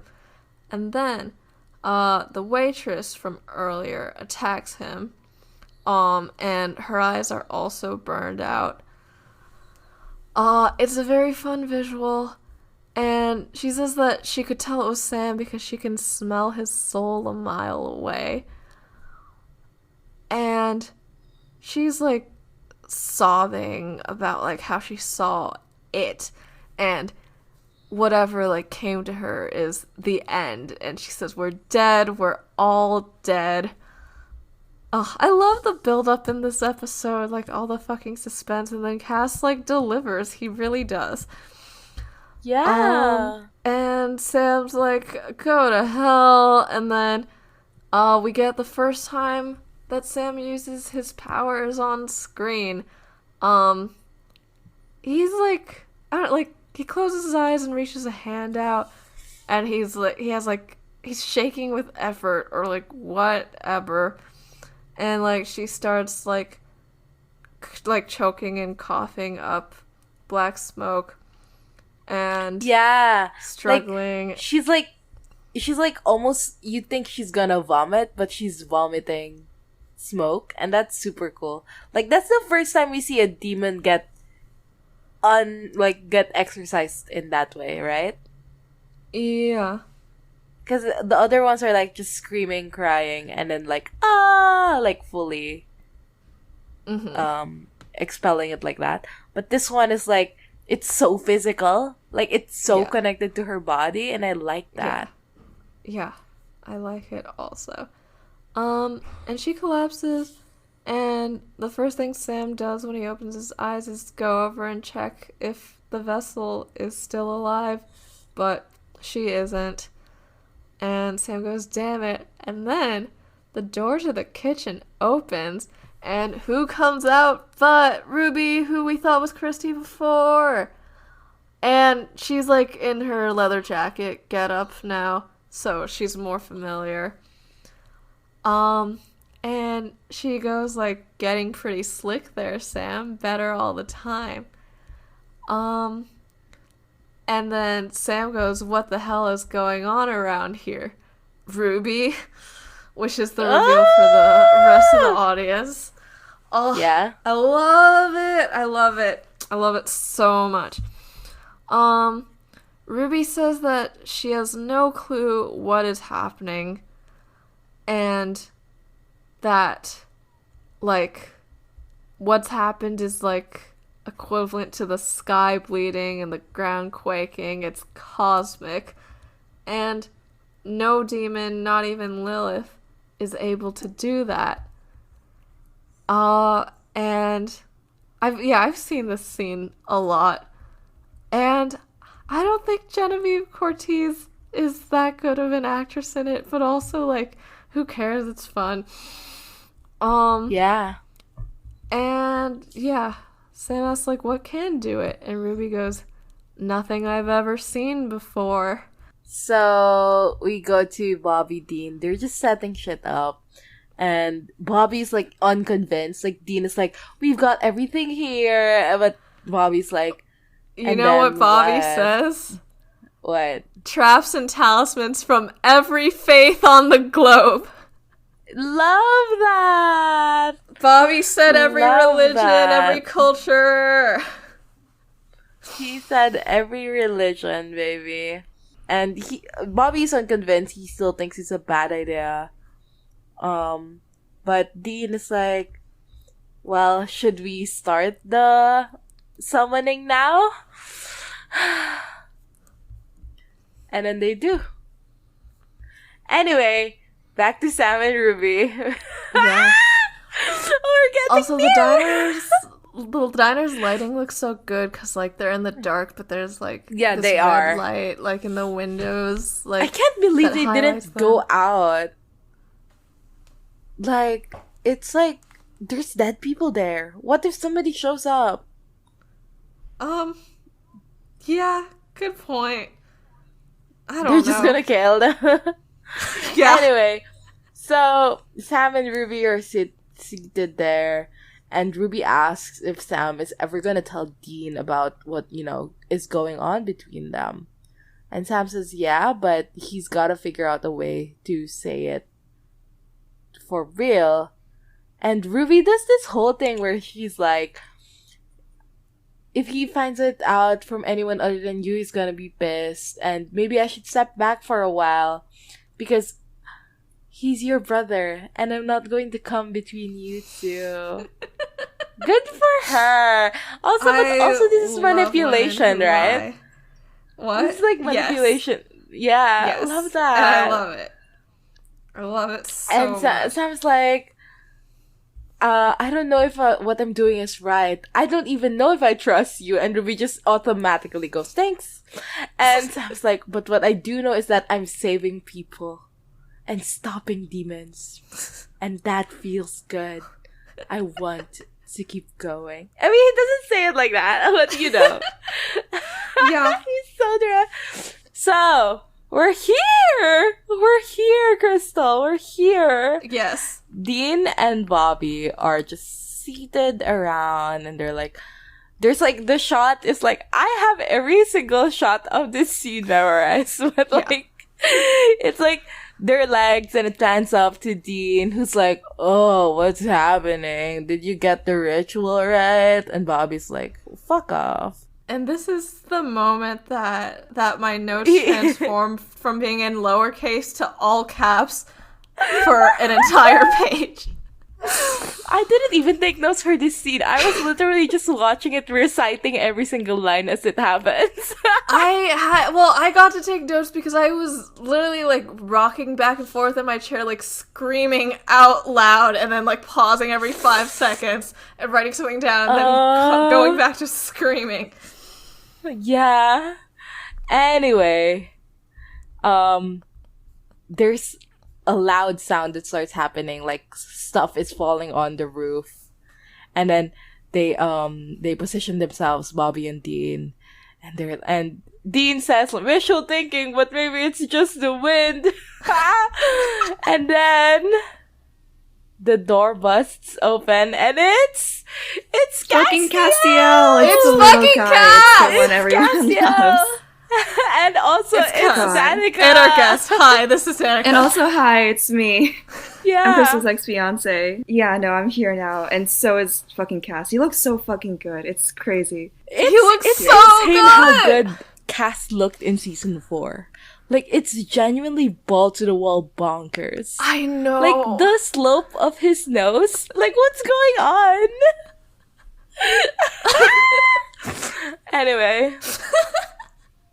He's just such a baby girl in season 4. is. It's like, wild. he looks so young. I'm sorry, I thought he looked kind of ugly. Sorry. No! What are you talking about? Why are you here? Is it because his hair looks a little bit, like, Maybe, messier yeah. than They it hadn't usually nailed does? the Cass look here. But I thought he looked cool anyway. Like, even ugly people can be cool and awesome when the lights Yeah. are glowing out. Yeah. He looks... It's true. He looks so, like, It's true. scrungly. Like, I know this is a Tumblr term and not a real word. But, like, he looks so scrungly. Like, his hair is a Yeah. mess. His coat is too big. He looks tiny. Yeah. Yes. He does Anyway. look tiny. His eyes are like fucking crazy. I know! He has such big kitty eyes. Yeah, exactly. The transcript just says directly, like, the door bursts open and a handsome man in a business suit and trench coat stalks in, Stop Castiel. it! Like, They call him so true. handsome. They call him handsome. So Yeah. it is factual. It is factually It is correct. canon, yeah. Yeah. Okay, but yeah, no, he's like fucking walking past all the like demon sigils or whatever. It's fucking incredible. And then you know, Dean and Bobby try to shoot him. It doesn't do anything. Dean takes the fucking demon knife and stabs him. And it doesn't do shit. Obviously, he pulls it out. It looks great. Yeah, well, they talk before that, where Dean goes, "Who are you?" And Cass says, "I'm the one who gripped you tight and raised you from perdition." You know what? And then Dean goes, "Yeah, thanks for that." And then he stabs him. Yeah. Like, the gripped you tight and raised you from perdition line. Like, I don't know why, but it caught me off guard. It's like the handprint. Like, the iconic parts are the ones that I'm like, oh my god, yeah, that happens. Like, for real. And this one, when he said, "I'm the one who gripped you tight and raised you from perdition," I had to pause because I could not contain myself. Like, I was screaming, crying, moaning, throwing up even. Like, it was, I don't know, it's such a good line. Like, it's such a good introduction of a character. Like, he doesn't say his name. He says what he did. And I feel like that is such quintessential early seasons cast. Like, it doesn't even matter who he is. It just matters, like, what his role is in the story, or like what he is asked to do. So like, like, "I'm the one who gripped you tight and raised you from perdition" is like such like, I did this service for you. And like, I feel like like thinking about it, like he started off as this character that's literally like, "This is what I did for you," and then like he ends off as like a character who's like, "This is what I felt for you." And it's like, I don't know, I love that so much. Yeah. And I love his face, because like, he's just making very few facial expressions as he's like walking forward and getting shot, and the fucking light bulbs explode.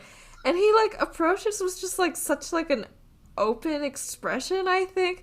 Like, before Dean stabs him, like, it just does not occur to him that Dean would be upset, distrust him, and it does not matter to him that like Dean is trying to hurt him, because like, it means so nothing to him that like, he's not even registering it as like a hint of like what Dean might feel. Yeah, and it's like, I don't know, he's so excited to be there. You can like, he's excited to be there.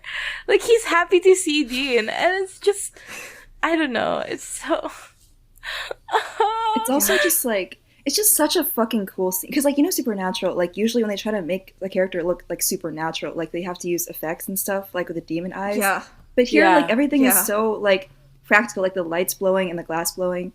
And, like, it's so funny because, like, this is all, like, obviously, like, prop weapons and guns, right? And, like, they just make him look cool by, like, having him not, like, pretend to fall down and die when, like, all this stuff gets stuck in him. It's the same deal with the wings. Like, they don't try to show it. It's just, there's lightning and the shadow results from it. Like, that's related to it in a way where, like, it looks so cool because it feels so grounded in, like, reality. There's no, like, special effects that change Cass as we see him.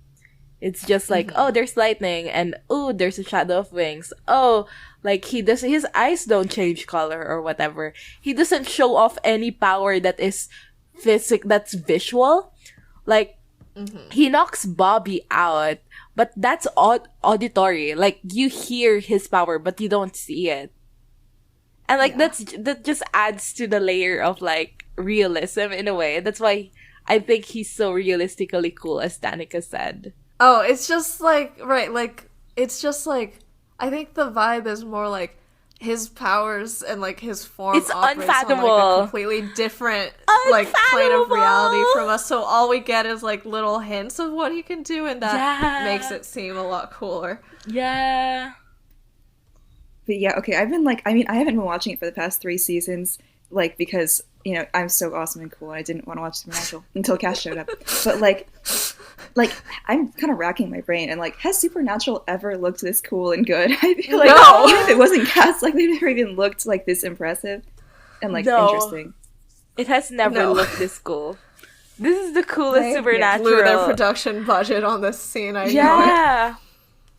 And basically, the next scene is like Dean stabs him, right? And then Cass just looks down and pulls out the knife, completely unconcerned. Like, even, I would say, slightly amused. He, like, looks at it and he's like, ooh, I got stabbed. Like, he's so cute. Yeah. Bobby, like, tries to attack Cass, but Cass is like, okay, and grabs the tire. This is like a car thing, right? The thing that Bobby attacked him with. A tire iron or something? Yeah. But Cass, like, touches Bobby's forehead and Bobby collapses to the ground. And while this is happening, this sound, as I mentioned earlier, is like whispering like Enochian or something. And it's super cool because, again, it's like, there's no visual sense that, like, something magical or like something supernatural is happening, but we can hear it, and that's super cool. And I'm kind of sad that we don't hear it in future episodes, you know? Like, in future episodes, there's not much like whispering whenever Cass knocks someone out. I love these two actions so much because it's like he like just pulls out the knife like the minimum amount that you would need to get it out. And then he just opens his hand and it drops on the floor. Like, he doesn't throw it. Like, and then, like, when he, like, puts Bobby to sleep, Bobby just, like, drops. You know, like, these are both actions where, like, he's doing just, like, the minimum, like, tiniest amount of effort. And then, like, gravity does the rest. And it just makes him look so cool and, like, nonchalant. And he's just so good. Yeah. And he says, we need to talk, Dean. And then he looks over at Bobby. And then he looks up at Dean again and goes, alone. So we cut to a little bit later in the barn. And Dean's checking on Bobby, and Cass says, like, don't worry, he's alive. Dean asks, who are you? And Cass says, Castiel. Yeah! He's literally Castiel! He literally is Castiel, though. He literally is. Yeah. And Dean asks, yeah, I know that, but what are you, racist? And Cass says, I'm an angel of the Lord. And this is the part where, like, this entire scene, you're like, from, like, who are you, Castiel? Like, I have this entire scene memorized. I can recite it. You can quote it. Yeah. And the entire time, while I was watching this, I literally was just reciting it. Like, I was watching it, and I was like, get the hell out of here. There's no such thing. I, like, at the same time that Dean says it. Yeah. Completely normal watching experience. So, yeah, like you said, Dean tells Cass, get the hell out of here, there's no such thing. And I can't really tell what his expressions and feelings are right now. He seems so amused. Like, the only time he stops being Dean's. amused. I know what Cass is thinking, I think. I do not care about it. I only care about what Cass is thinking. Like, yeah. I actually don't know what Rice, and like, I don't think he prepared to be one-on-one with Cass, because he was preparing for it to be a battle, or like to have it be with Bobby. Right. So now that he's talking, and to end up with like tying him up and interrogating him or something instead of like this. Yeah. And Cass says, this is your problem, Dean. You have no faith. And then we get the scene that is the most viewed screenshot on Home of the Nutty, where we see Cass's shadow wings. It's like we zoom out and we see like Cass in his entirety against like a wall, and then there's a flash of lightning, and then in that flash we see the shadows of like these giant wings like come like appear and then like flap a tiny bit, and then when the lightning stops flashing, the wings are gone, and it looks so cool. I love the way Angel Wings are done in Supernatural. He looks so good. And also, like, in the zoom out, we can see his trench coat more, and we can see that there's, like, a little dab of blood on it, and there's, like, bullet holes in it. And he looks so good, and I'm so sad that he repaired it. Whose idea was it to do shadow wings? Like, do you think they were gonna do angel wings originally, and then someone was like, no, like, that's gonna fucking suck? Like, or did Eric Kripke just, like, come up with this, like, all by himself? Let's say Marianne Leal did it to, like, redeem her a little bit. Yeah, okay, I'll assume that. I'll believe that. Yeah, I believe it as well. To be clear, the wings did not flap; they unfurled. So, like, Okay, yeah. yes. I mean, it looks cooler when it sounds cooler unfurl than like It does fucking sound cooler. flap. No. You're right. I'm sorry for painting an insufficient word picture. Yeah, we are a respectable podcast. Dean tells him, like, well, you know, you're kind of a shitty angel because you burned out that poor woman's eyes. And Cass said that, well, I warned her not to look at my true form, which he did. And he says that his true form can be overwhelming to humans, and so can his real voice. But you already knew that. So Dean realizes that it's the gas station and the motel, the glass shattering and all that. That was Cass trying to speak. And he says, buddy. And Dean calls him buddy. Buddy. He says buddy. Buddy. Next time, lower the volume. And I guess that will be his buddy. That is his buddy. And Cass says, like, that was my mistake. Certain people, special people, can perceive my true visage. I thought you would be one of them. I was wrong. God, he's so good. He's so good. He's so good. I just love that. And I it's love all- that he assumed Dean would be special. Yeah. And then Dean isn't. Yeah. I love that. Like, Yeah. I genuinely love that. Because, like, you know, Supernatural, Sam and Dean show, like, Sam and Dean have all the special blah, blah, blah, blah. But, like, in this one instance, he doesn't. And yet, like, that's the point, right? Like, he's not special. He can't see Cass. He can't perceive him. And yet, look at where they go. You know, look at what they become. And, I mean, it's been talked so much, but, like, the whole concept of, like, Dean can't even see him. Like, you can't even know him. Yeah. He's unfathomable. And yet, and it's, like, it's just so good. And, I don't know, I really like that, like, Cass is like, oh my god, he's so special. He's gonna see me for real. And then he didn't. Yeah, I mean, he knows that Dean is Michael's vessel at this point, right? I mean, who give a shit? Okay, you're right. It was purely because he had a little crush. We can move on. Yeah. Yeah. Does the idea that certain people can actually hear angel voices outside of being filtered through a vessel come up later in Supernatural? Like, does Jimmy hear Cass? Jimmy hears Cass, yes. Okay, so he's one of the special people. So, Yeah. I guess, is being able to hear a true voice about vessel compatibility then? No, I think Jimmy was just special. Okay. Good for him. So, speaking of Jimmy, Dean asks, like, what visage are you in now? Holy tax accountant? And Cass says, this is a vessel.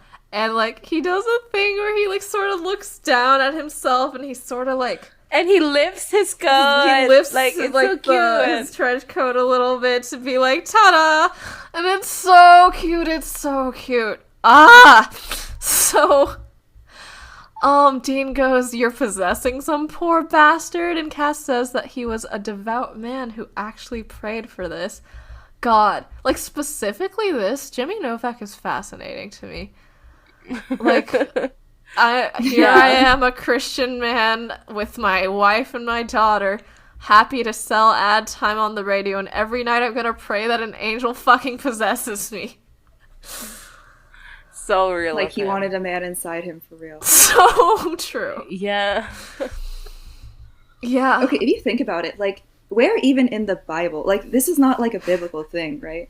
So he prayed for specifically this. Like, he was just like, I think that angels probably need to possess people to be on Earth, and I would just really like to be that. Just a totally empty, speechless vessel for God.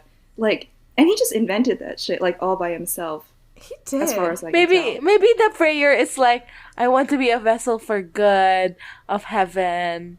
I want to be a tool for the plans of heaven. You know, like maybe it's more ambiguous. For heaven. Yeah, but like also, what if he guessed all of lore correctly just by himself? He was like, wouldn't it be neat if? Yeah, he was just having a little think about it. Dean says that he doesn't like trust what Cass is saying, and he says, "So who are you really?" And we get Baby's first head tilt. Ah! Baby's first frown. Oh my god. He frowns a little and he tilts his head and he's just such a little guy. He's just the littlest guy of all time. And he goes, I told you. And I remember when I first watched the scene on YouTube, like, this was like the moment when I was like, oh, I'm a Cass girl for real. Like, just like, he just is confused. Like, he just straight up doesn't get it. He's like, what do you mean? I told you. I already told you. Yeah. Like, I said it. You heard the words. Why are you asking again? Oh my god, I love him so much. And it's, okay, like, we learn later that Cass has been on Earth before and he's had experience with humans before. Though at this point, I think they're still just playing up, like, the alien thing because they don't know that yet. And also, he's gotten mind wiped a lot. But, like, I just love that he's just such a guy. He's such a guy. He is the autism creature, and he is such a guy. From what we see of his experience on Earth, though, he's not usually with humans. That's true. He's not mostly with angels. Yeah. Right. Which, that brings up some fun thoughts about, I guess, like, angel relationships. Like, I guess, because, like, later, like, we pretty much only see Cass, like, having, like, a contentious relationship with angels in the future, but I guess, like, angels just don't lie to each other and generally trust each other, I guess is what we're supposed to get from this, like, the culture of angels and stuff. And yeah, they're all, like, siblings or whatever, and they all, like, sort of have a hive mind situation going on with angel radio, right?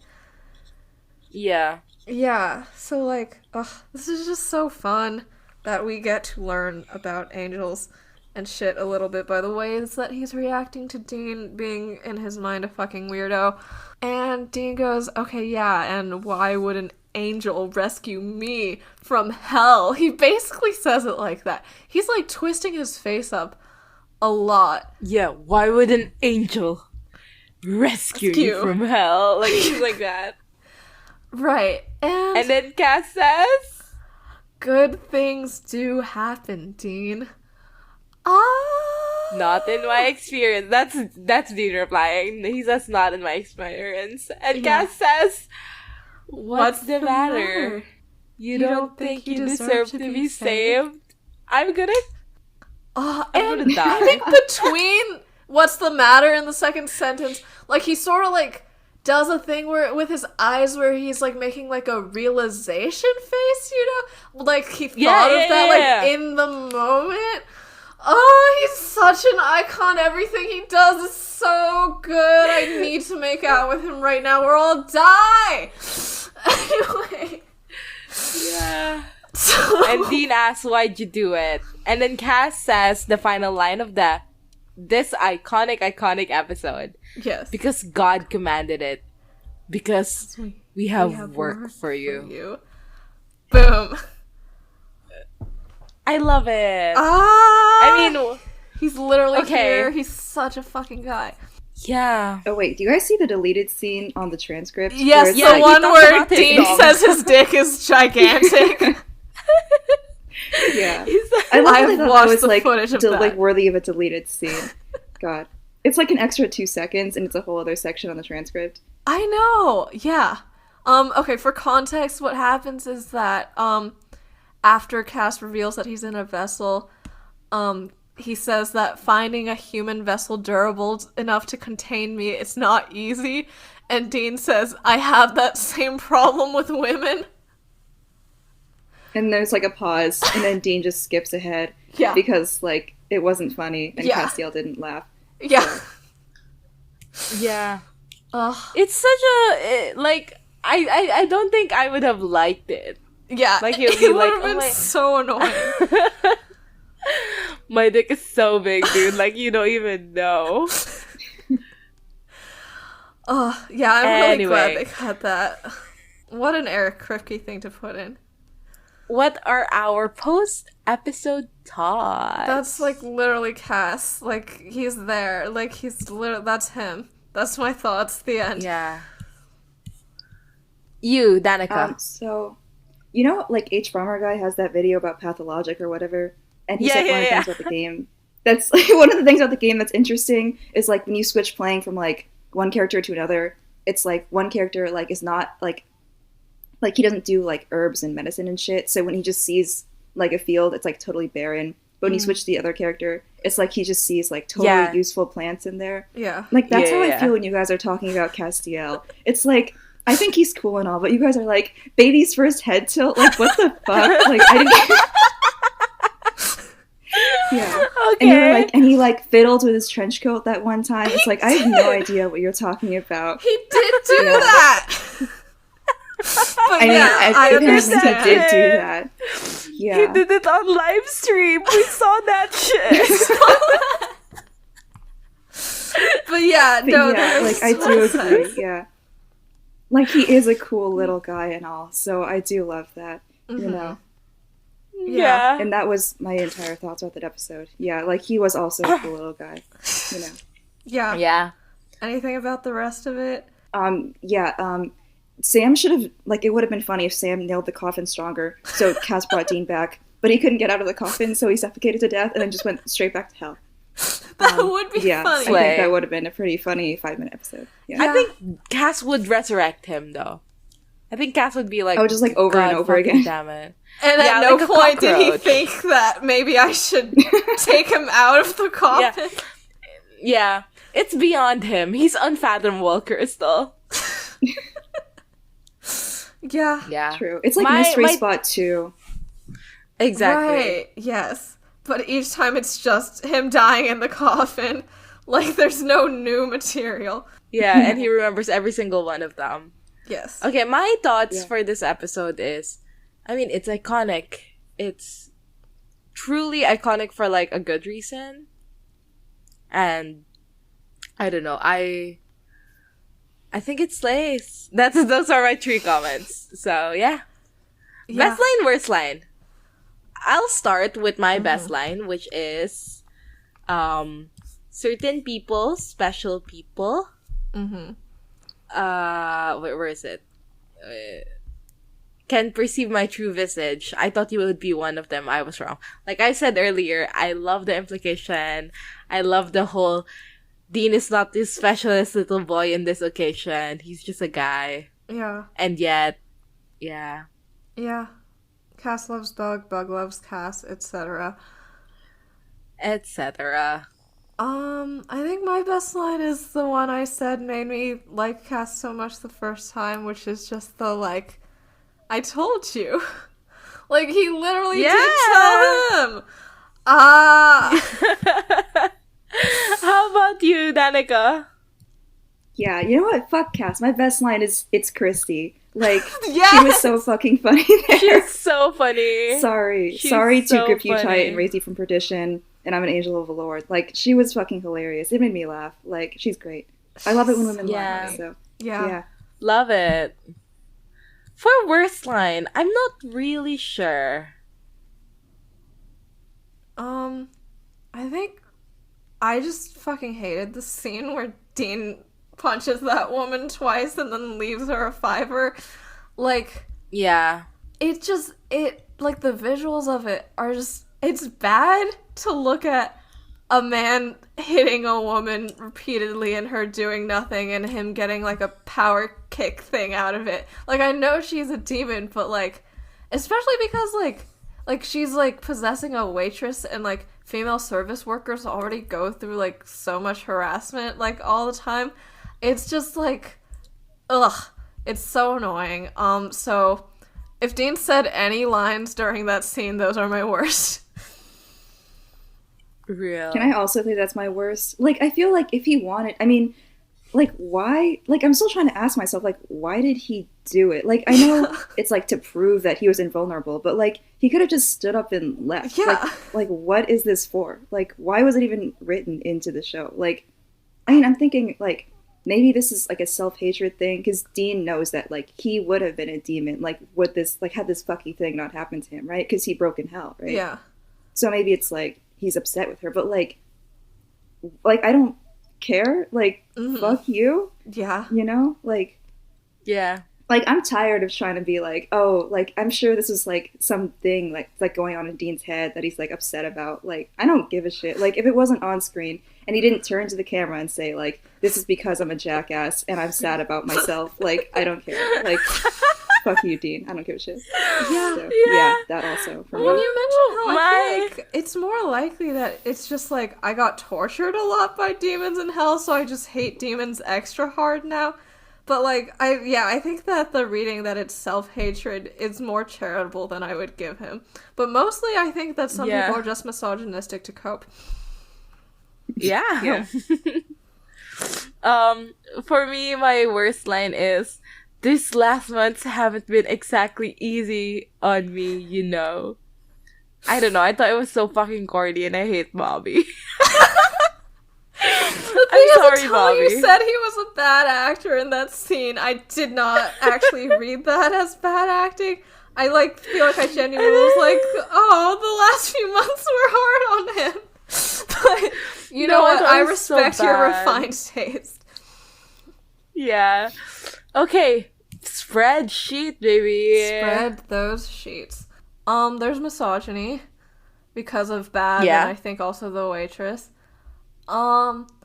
So, okay, right, we've refined our scale a little more for this season. So, okay, 0 means nothing. 1 or a 2 means casual bigotry through the jokes, dialogue, or cinematography. And we decide between 1 and 2 depending on how severe we think the casual jokes are. And then 3 to 5 are just that, like, the misogyny, racism, or homophobia are intrinsic to the plot of the episode. And then, that should be decided on severity between those. So, this is in the 1 to 2 category, I'd say. This is like a 2, I would say. It's a 2. Yeah. Yeah, like, we are literally, I mean, well, not we, but, like, this is literally Busty Asian Beauties podcast. Like, that is that magazine. Like, I feel like it's, like, an obligation. Yeah. Yeah. So, racism, there was Bab. So, that is automatically I would say 1. 1. Yeah, I'd say it's a 1 because it's quite brief. And then, was there homophobia? I don't think so. No, I don't think so. Alright. Okay, so A 0. starting off strong with a 210. So finally, IMDb guessing. Oh. Okay, since Danica is our guest, and Danica, you do the honors. What's your IMDb guess? Oh, yeah, I think 9.2. 9.2. I think it's way higher than that. Really? I'll go 9.6. Oh my, really? Are people... Huh. Because, like, I was gonna go 9, but, like, now you guys are, like, making me think I should go, like, in between you guys? I know that Statements this was that voted. have been said multiple times. Okay. I know this was voted the best episode by Tumblr, but, like... Huh. I mean, yeah, I guess it is good. But I feel like... I know some people don't like Angel storylines later on, but I think that Cass's reception in his first episode was very, like, positive. It was only until later that people turned around. So actually, okay, I'll go 9.3. Oh, it's 9.4. Oh. You should have gone exactly between us. That would have been perfect. Yeah. Well, nice. Okay. So, I guess, wait. All the user reviews are so fucking funny. It's literally just like, like the strong beginning to Dean Winchester. Well, that sucks. Boo. Like, will you send me an angel? Like Castiel. Will like, you the most send me glorious, an magnificent. angel? I mean, will you though? Will you know? God. On the IMDb, it just has stars as Jared Padalecki, Jensen Ackles, and Jim Beaver. Where's Misha Collins? This one says, Castiel, you are loved and remembered forever. So true. He literally is loved and remembered forever. The most glorious, the magnificent, legendary character ever created. He is heavenly and divine character. So real. He literally is. Okay, but also the fact that the featured review is like hell was a journey for Dean, but it brought him heaven. Parentheses Castiel, and the whole text of the review. And also the chemistry between Jensen and Misha, the harmony is beyond great. Like so that was real. Do we have a featured cockle review for this shipper? episode. I don't think it's a featured. Maybe it's featured for you, but it's way down for me. No, it's featured for me too. It's like when you go to the review section, they don't show the first one as the one that you see. They show like a random one or something. Or like one with the most like people calling it helpful or something. And then when you go on the actual page, then it's like ordered differently or something. That's so funny. Maybe it's the most recent one. That's No! This one says 1/10. Introduction of the character that ruined SPN. Okay. Boo! Until 1520, that is. God. Cass, Misha, That is so and fucking funny. his crazy fans who see him as some kind of overlord pretty much ruined Supernatural for over a decade. Misha fans did ruin Supernatural, but those are different. But have we considered that Jensen and Jared fans have also ruined Supernatural? Oh, yes. All fans of Supernatural ruined Supernatural. All fans of the actors ruined Supernatural. Supernatural ruined Supernatural, like episode 1, season 1. So That is true. There's a review from November 21st, 2020, and it says, he was an angel, warrior, hero, hunter, father. He knew pain, loss, disappointment, friendship, love, and happiness, and he died without any chance of a peaceful life. He died without saying goodbye to his friends and son. He died without ever hearing, I love you. And then that's all it says, and it's a 10 out of 10 review. But, like, literally, he did die without ever hearing, I love you. there's not a single real review here. It's literally They're just all like, past I goals, like Cass, I screaming. don't like Cass. It's just that one negative review of the person saying that Cass ruined SPN, and then everyone else was 10/10. That's so real. Yeah. Let's look at the user ratings. Oh, like the stats? It's a You know how, 9.8 like- for females aged 18 to 29. So true. Yeah, yeah. Wait, what is it for like every other demographic? Well, it's like basically the same. No, it's like 9.435, 9.6, 9.4, 9.3. I think like the lowest demographic is males aged 45 and up, 9.0. Oh no, the target audience. Oh, well, I see why they cut him out. I just have to, you know that like what happened to all the posting on Supernatural thing, and then like how it is Cass is the reason. Yeah. But also like it literally is Cass because like, I mean you guys probably know this already, but like the network was pushing for them to have a third female lead for like up until season 4, and it tried to be Joe, and they tried it with Bella and Ruby. But, like, and then they tried it with Anna, right? But each time the fandom was like, we hate women. Like, we don't like these people. So they had to throw in another woman. And then when they got to Cass, it was like they were going to do it with Anna and then kill Cass. But the fandom was like, we don't fucking care. We want Cass. And I guess they just gave up after that. So it literally was Cass. Like, he eliminated the pussy from Supernatural. You know. Damn. God. He literally did. Yeah. Yeah. His power. His Some pussy people are eliminating power. misogynistic, but not on purpose, and it's fine because we like them so much. Yeah.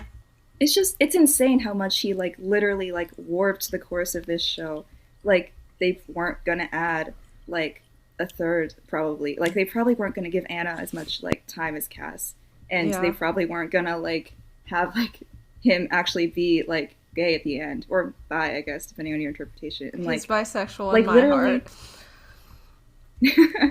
Yeah, you're right, I'm sorry. But, like, they yeah, I have to stand by everything that you say because, like, you know, that's like just bestie law. Yeah. But like literally, like the power of how deranged cast fans are, like, fully changed the show, like, in a whole new direction. Like, to like be something totally Maybe different. that reviewer was right. Maybe Cass did ruin the rest of Supernatural. Supernatural was already bad. Now it is good because Cass is in it, and I can look at him instead of thinking about anything else that's happening. So real. Yeah. So Yeah. yeah, that's it. He's really interesting for that, like, actual, like, real meta power he has that, like, no other character I think has. Yeah. Yeah. I Like, I agree. mean, he came out as gay because people wanted him to be. Yeah. Like, They did a That's for Tumblr real. poll on what Cass's sexuality should be, and then they just did it.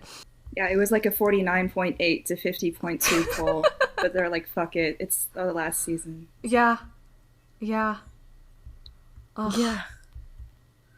Yeah.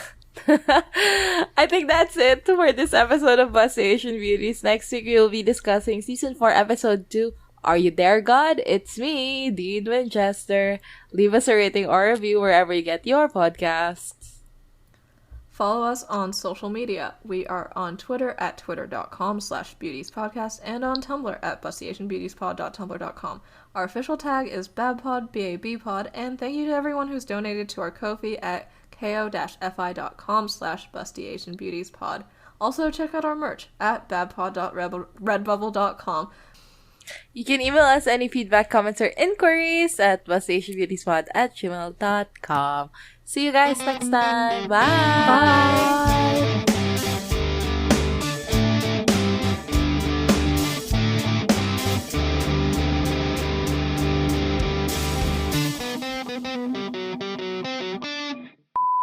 I just remember, like, the first time I was watching this, like, this was when I was still pretending that I wasn't watching Supernatural to Crystal, so I could, like, Yeah. eventually lie and say that well, not lie, but, like, say that I watched the entire show after I finished.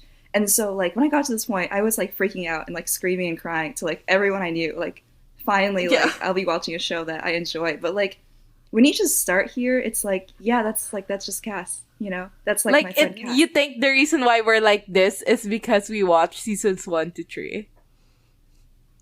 We suffer. Yeah, we suffer together. I think the reward, like, it's definitely contributes to that. Oh, okay. Yeah. Yeah, that's probably true. Though, I mean, I did watch this scene by itself on YouTube, like, before I, like, started watching any of Supernatural, and I was still screaming Real. about it. Yeah, no, I was also screaming, crying, throwing up. But, I mean, probably not as much as you guys, because, like, I'm not, like, madly in love with him. So. You're so Yeah, normal that about makes Cass, sense. and I mean that in, like, the best way possible. You're so normal about I him. can't be madly in love with Cass. That's Crystal's guy. Like, we You can't can't share, Yeah. guys. Yeah. Exactly. Yeah. Like, No, what are we yeah. gonna do? Cut my life-size cardboard cutout of Cass, which I do actually own, in half? Yeah, we cannot possibly, like, Solomon that. Exactly. Yeah. Wait, do the listeners know about the cardboard cutout? No, I probably forgot. not. Probably, I don't think right? we've ever mentioned it. Yeah. Wait, really? Oh, okay. This was for my birthday 2 Mhm. years ago?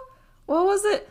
Danica set up a thing where, like, I, like, went to, like, one of my friends' houses, and then, like, there was, like, a giant thing of cardboard, and then, like, a giant, like, photo of Cass standing that had been, like, printed over, like, 20 sheets of paper. And then together we made a life-size cardboard cutout of Cass for me, where we taped all the paper together and then cut it out. And that was my birthday present that year. Wasn't there one occasion where somebody visited and they were like, "Oh, you're a fan of Supernatural?" Because they saw the cardboard cutout. Yeah, someone visited my house and they were like, "Hey, I just went in your closet and there's a life-size cardboard cutout of Cass in there. Do you like Supernatural?" Literally put him in that closet, and I said, "No, but yes, that is him." That's completely, completely normal birthday gift. Yeah, I do love how I, like, sort of make fun of you for all your Dean, like, clothing, but, like, that's just you owning a leather jacket, meanwhile I own this. Exactly. But, Yeah. okay, anyway. Doesn't Misha Collins say in like some con or whatever that he like has like beliefs about when exactly Castiel like fell for Dean? Ew, why are we talking did about he? Misha Collins? But like, did he? I don't care, I don't but what did remember. I he just remember say? it Do you was, think? like- Do you think it's like in hell? Is that what you're saying? I don't remember. I just remember one day like Crystal was like really upset like the entire day. I was like, what happened? And Yeah, because then they were like, Misha Collins said something at a con that like I kind of believed and like made me feel things for 1 second, and like I'm really upset about it. Oh, that And I he thought it didn't was, like- realize until the confession that the Oh, true that? moment of happiness was like him realizing in the moment that he loved Dean and telling him. I think that's what he said. Oh, maybe. stop. Yeah, that's kinda sad. so Which corny. is stupid. It's and wrong and incorrect. Wait, I mean, what do you did think? he say in confession? Like, ever since I pulled you out of hell, right? Yeah. So like, from this moment, we are to believe it was love at first sight, but they were also best friends to lovers. But also, it was love at first sight. But also, they were enemies to best friends to lovers. But also, it was love at first sight. Yeah. Oh, just like when do you guys think it like happened? When he like actually like? Do you think it was this moment? I don't think it's this moment. I think love. Charot. Sorry, I'm speaking in Filipino because I'm so excited. I think love. Like, I think for Cass, it's like it's always been there, but the realization happens much, much, much later. Like season 6 later. Maybe even more than that. Maybe season 9 even. Like any particular like arc or scene, or just like in general? I mean, you know, human Cass. That's always been my take. Like, Okay. he realized his feelings during human Cass era. How about you, Crystal? There's like a lot of writing about how like Cass saw Dean's soul, and it was so beautiful because he was such a good older brother, and then he fell in love instantly. Like, shut up. No, he didn't. I think people misconstrue love a lot of times as like a moral designation. Right, and I we've just do discussed not this. agree with that. Really? In the podcast or just the Not two in of the us? podcast. Yeah, this is a normal Crystal and Gray fair of discussion. Like, what is love even? But like, I think people think that it's like, oh, because a person is good, therefore I love them, and it's just I vehemently disagree. And like with Cass, I don't think he saw Dean and was like, oh, I love him because he's good. I think it's more of I love him and I believe that he can be good type situation. More than anything. Yeah. So what's your take? I think My- probably sorry, no, you can do it after mine. Around the end of season 4, I think, when he decides to rebel. Like, I mean, I think that Oh, the main yeah, reason he that's a decides good to rebel one. is like that he believes that Dean is right and the angels are wrong. But I think that in that he also is like, oh, I like care about this guy a lot, and like I enjoy spending time with him in the way that he has changed me. So yeah, I think it's probably that. I feel like he probably realizes it around a similar time. He doesn't really seem like the denial type. Yeah. So yeah. I think human cast. How about is you, too late. Danica? I think they were just buddies the entire time. So fucking true. True. I mean, you don't. Yeah, it was just a friend thing. Well, okay. To be clear to everyone, Danica watched Supernatural until season 7, right? Season like 7, yeah. Yeah. So she doesn't know everything. It's okay. You know, we don't have to go up in No. arms about all this. Yeah, no, okay. No, you know what? I think Dean was 100% in love with him at this point, and Castiel thought it was the bro thing the entire time. So that is true. what I fully believe, and I'm not even joking a little bit.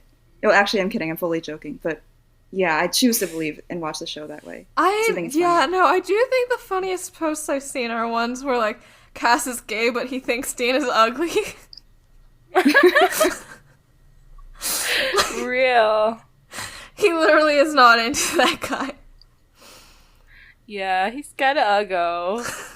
But also, I love the idea of Cass being like, acne. Yeah, but literally acne. Yeah, no, the angels really think Dean is the ugliest guy in the entire world. They're like, damn, Michael, that's your vessel? I'm so sorry. R.I.P. Okay, let's go on. Yeah, Okay, wait, so when does Jimmy die again? Like, how much, like, horrible Dean Cass shit does he have to be witness to? Like, he gets killed at the end of season 4.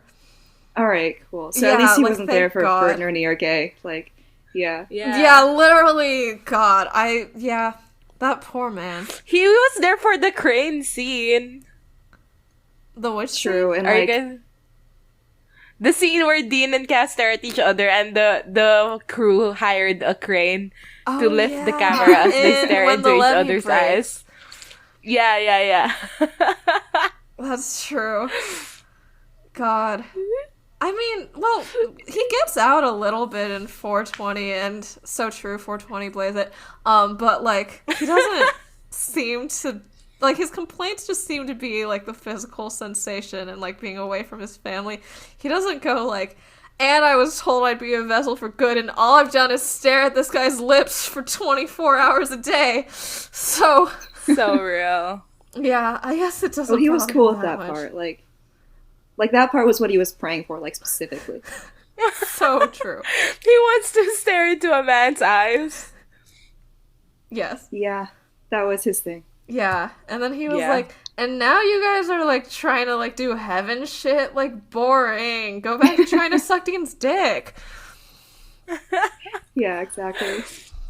So, God, okay, I mean, this is, like, not that important, and I've already said it before, like, a million times, but you have no fucking idea how crazy I was going when I was trying to pretend that I didn't watch Supernatural. Like, literally every single friend that I had that wasn't you. Oh, wait, do you want to just tell this whole story from the beginning for the listeners?